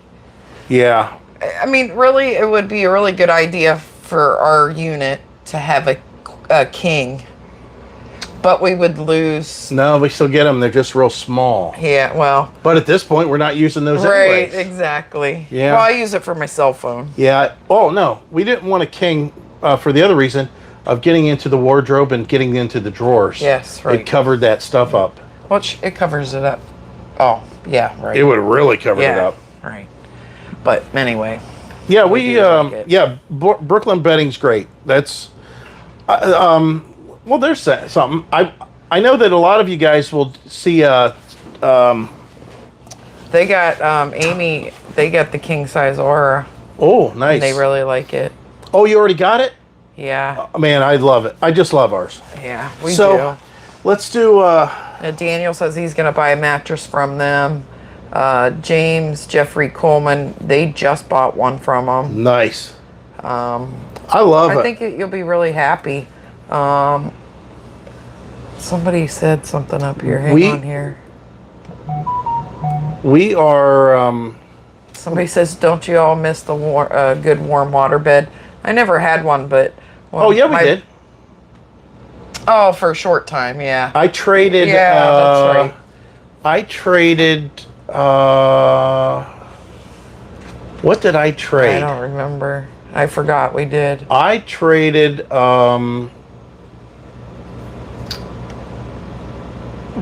was that the... That was the Mustang. Yeah, I think so. I traded a Mustang Ghia 302 automatic, yes, to Brent. Yeah. Because it had Dave's carburetor on it. Yeah. So I traded a Mustang. I paid, okay, I had an old Cobra Mustang, 78 Mustang Cobra. I got that. I was young, so maybe 17. So 78, and I've been 84. So it was 78, 79, 80, 81, 82. So it was probably about 5 years old about then. But I got this car as my first real car. My first car was a winter beater that I had. The old 75 Gold Duster, Plymouth Duster. It was the Gold Duster version. Even though it wasn't gold, it was green. And great car for the winter, great car to learn to drive and all that stuff. But my first car was a 78 Mustang Cobra hatchback. And I had that for a long time. I drag raced it, took it to Texas, lost my license drag racing in Texas on post. I mean, I run that car to death. Drove it back to Ohio. Lost my license drag racing in Ohio. That's how I ended up meeting Heidi. And then at some point, a kid that I knew, you know, when you have a car that's black with big gold orange lettering down the side that says Cobra that big and stripes on it, and it's loud and it's speed everywhere, and I mean, you know, I'm always racing and everybody knew about it. Everybody knew about the car. So there was people that were growing up that, you know, because I had that car for like 8 years. There were people that were, you know, 13 years old that saw that car that now are, you know, old enough to drive. So even younger, you know, they could have been 10 years old the first time they saw it. Now they're 18 years old. And this kid in particular, he said he wanted my car. And he said he looked for a car like that, but he couldn't find any. All he could find was a Mustang Ghia that was... had 70,000 miles on it. It was a doctor's car. It was a 77. It was a 302 automatic, and he got it, and it was bone stock. I mean, there was nothing about it it was just bone stock 302 V8 car. And I'm thinking, oh my, could I make this thing fly really easy? So we made a deal, and he gave me, I think it was something like $900 and or maybe it's $800 and his car. So he got my Cobra, and I got this car, and I've got $800. So immediately I went and I put a $100 set of headers on it with exhaust, which was another, I don't know, $50. I put bigger tires and wheels on it, and I put a 4-barrel on it with nitrous. And I, you know, with the money that he gave me. So that all happened within a week. I did all that work within a week on that car. And I lined up with that kid, and he's like, holy cow, man, my car looks different and it sounds different. I said, yeah, I put, you know, headers on it, stuff like that. And he says, yeah, but man, you ain't going to beat me in your car. and I whooped him because I had put nitrous on there because it was only $400 for a nitrous kit. And I thought, man, this kid's not very bright. Of course, he got the Cobra. It's a nicer looking car. It was a hatchback and had a nicer stereo system in it, and spoilers and hood scoops and everything. It had stripes all over it. But I mean, his car was kind of a sleeper, so he was all upset. I mean, obviously, he basically gave me the money in the car to go faster than the car that he got. So, anyways, where was I going with this? What was the original thing that I started talking about? Who knows? Well, what was it? Why did I just lose my train of thought about that whole car? You gotta. The waterbed. Oh, the waterbed. There we go. Man, did I get on a tangent thinking about that car? Always. So I had that car and I ran it really hard. Of course, nitrous, obviously, right? I worked at Summit Racing at the time. Her and I were dating. He says, I traded 50 CDs for my first waterbed. That's awesome. Heidi and I were dating, and she used to have to come up all the time. I said, get the nitrous bottle out of the car and bring it up. We're going to go racing tonight. I would always forget to bring the nitrous bottle, or I didn't think that we would race or go out on the weekends. And half the time I would drive, and it's 20 miles to get to work. So anyways, I did 33 nitrous refills that summer. I kept every receipt. I had 33 nitrous refills of us street racing. We only went to the track like 4 times. All this was street racing. And at the end of all that, the car still ran very good. There was nothing wrong with it. And this kid, Brent, that knew the kid was best friends, went to high school with him, that had my Cobra, he said, if you ever sell that Mustang, let me know, because I would love to have it so I could beat the first kid. I can't remember what his name was now. I don't know. Craig or Roger or something like that. And he had a Pontiac, a big old Pontiac that was slow. It had a 305 in it, and he was getting whooped by that kid that had my Cobra all the time. So he says, let me know if you ever going to sell that car. Well, we came to a deal one day. I decided I was going to sell that car because I was moving into something else. Basically, Heidi and I were getting married and moving into a house at that point. And I told him I would trade him the car straight over without the nitrous system, and without the 4-barrel intake and 4-barrel, because that belonged to my buddy Dave. So I said, you get the 2-barrel carburetor, no nitrous system, but you get the V8 Mustang with the headers and the big tires and everything on it. I'm sorry, I also put a shift kit in it. I did put a shift kit, because shift kits back then were only like, I think they were $70 to do a shift kit in it. So I took all the emissions off and all that crap. So I traded him for a waterbed, and Heidi and I were still dating. And I stopped off there something to, her parents were definitely more than understanding. Here's this guy that she's been dating now for probably about a year, I think, at that point. And I come to her house and said, hey, I've got a waterbed for you. And I was like, ooh. So we put the waterbed in her bedroom. But it was a very nice waterbed. I mean, his mom paid something like $800 for this. It was all this big, heavy, shellacked up wood. It had this big headboard with lights in it and drawers and all these shelves. And, of course, it had a heating pad for the hot water bed, or the water bed had this heating thing, and it had drawers underneath, too. Where else did we set it up at? We didn't. We sold it to your cousin Linda. Oh. This is the cousin that's not our favorite that has COVID. So anyways, that's the waterbed she had. I had to remind her of that. That's funny. It's fun, yeah, it's funny the stuff that you finagle and trade, and what was important and what wasn't. At the time when I got that car, it's like, man, this thing's going to be fast. And again, we put the nitrous on it, and it was such a sleeper because it was it was black, wasn't it? It was really dark. And it had a Landau top on it. That was dark also. Oh. She drove it a lot of times. She drove it, I don't know how many times she drove that car. He made me drive it because it was so rough. Oh yeah. Gosh, I had every helper bump springs he on is it. terrible. And then he was driving 20-some miles to work. So I take her tempo to work most of I'm the sure he time. run the daylights out of it. That was a lot of fun. I don't know why we always get talking about cars again. Now there's something that we're also entertaining, and you guys may see that in the future. It depends on how long you stay with us.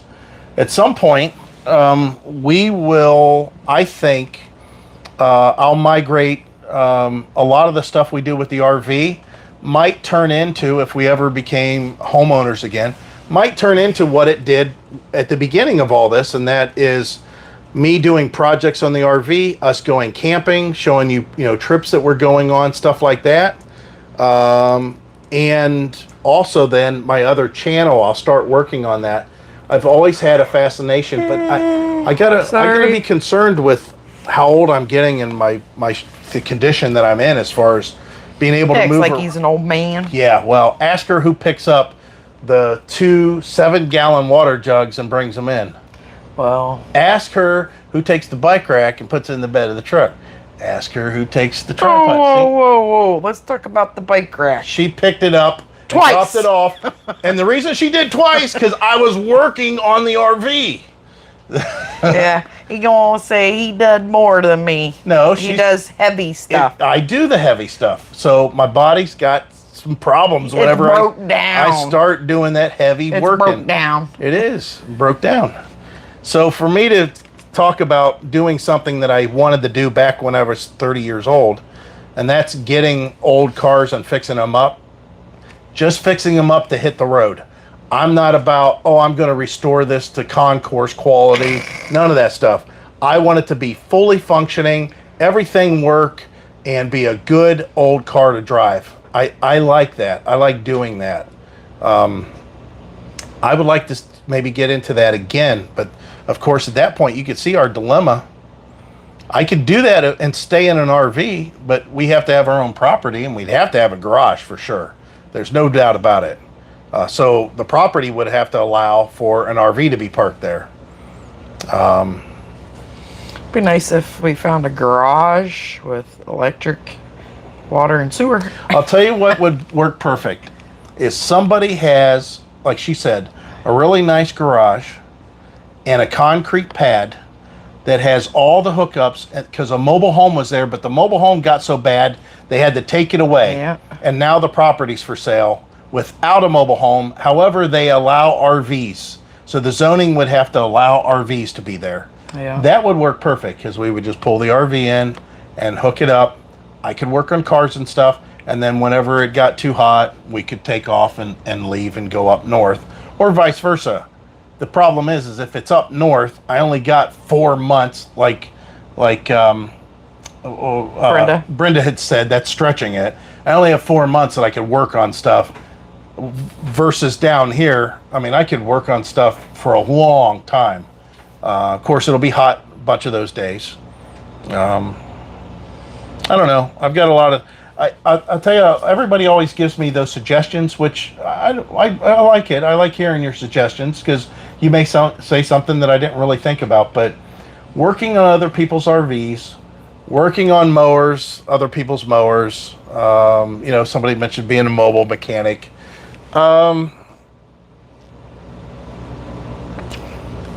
I think that I don't like working on other people's stuff so much, because I want to do it my way, and I want to do it to a certain level, and I can't do that when it's theirs. I mean, I can, but there's times that I've talked to customers with mowers that have had engine knocks, knocks in the engine, and it's burning oil, and they're bringing it to me saying, hey, could you just go ahead and make it quit knocking? I don't want it to blow up. Well, the thing is it probably needs repowered at that point. You just need to buy a new engine. But they're looking to, the connecting rods are only, at the time, 17. I'm thinking of one in particular, one guy. The connecting rod's only $17, and the gasket that's required on the bottom for that, it comes in a kit with the seal, and it's only $5. And then it's just a quart of oil, and then your time that's involved taking that off. Well, he's already priced it out, and he thinks he's going to get all this done for like $100. The problem with that is I'm working with old stuff. So old carburetor, old bolts, old, stuff that's been worked on before. So even if I put it all together with this brand new connect, he's got old rings and an old cylinder, and it's not the way that I would do things. So the thing that I learned is and you guys can take this for any of you guys that are business guys that work with customers and you do jobs for them, some sort of service work, you know this true on some level. If not, I'll share this knowledge on you. I've learned a couple things. If you cater to stupid people, all your customers will be stupid. Because word gets around. All the stupid people talk to all the other stupid people and say, well, I blew up my engine because I peed in it and thought that would be good enough for oil. And I brought it to this guy and he rebuilt it and he only charged me $175. And that was great. Well, his Jim Bob that he's talking to then, he goes, well, heck, I took mine and jumped it off a cliff. I need to bring it to him. And he going to do it real cheap for me too. So that's all you get. You don't ever get the guy that comes in and says, hey, listen, I just need maintenance done. I need, spark plugs, oil, air filter, fuel filter, the blades. I need you to go over the mower, put new belts on it, tires, whatever I need to get it ready for next week. You don't get those guys.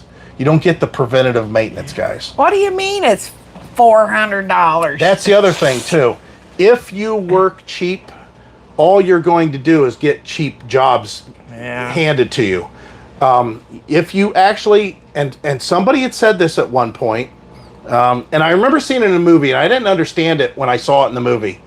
And it was about a guy, I don't remember what the movie was or anything, but this guy was telling a story about how he was talking to a guy that was selling pots at the side of the road, flower pots or something like that. And he said, how much are these flower pots? And the guy said, they're $5. And he said the flower pots that were over on the other side of the store, they were the exact same flower pots and they were $10. There was no difference between the two of them. And he says, why are these $5, but those, which are the same ones, are $10? And the guy replied, well, some people want to pay $5, some people want to pay $10. And I didn't understand it at the time, but I learned that another phrase that was given to me is customers like to be charged. And it's true. Customers want to pay a certain amount because they feel then that they got a job done that's worth it just because of how much they paid. Hey, I paid that guy $300 to rebuild my carburetor on my Camaro. So it's good. Even though he could have bought a new carburetor for $200, he paid $300, and since he paid $300, in his mind, that job is extra good. Better than a brand new carburetor because it got extra good hands on it for $300. And it's the same thing whenever I was working on stuff. If I didn't charge a lot of money, there was people that would kind of give me the eyeball whenever I would give them a price of a repair that I made. And they say, how much I owe you? And I say, $75. I only had to do this, this, and that. $75, that's it? And you sure that's going to fix it? They would have never asked that if I would have told them $250. They wouldn't have thought about it. So anyways, I learned a lot dealing with the public and dealing with customers firsthand.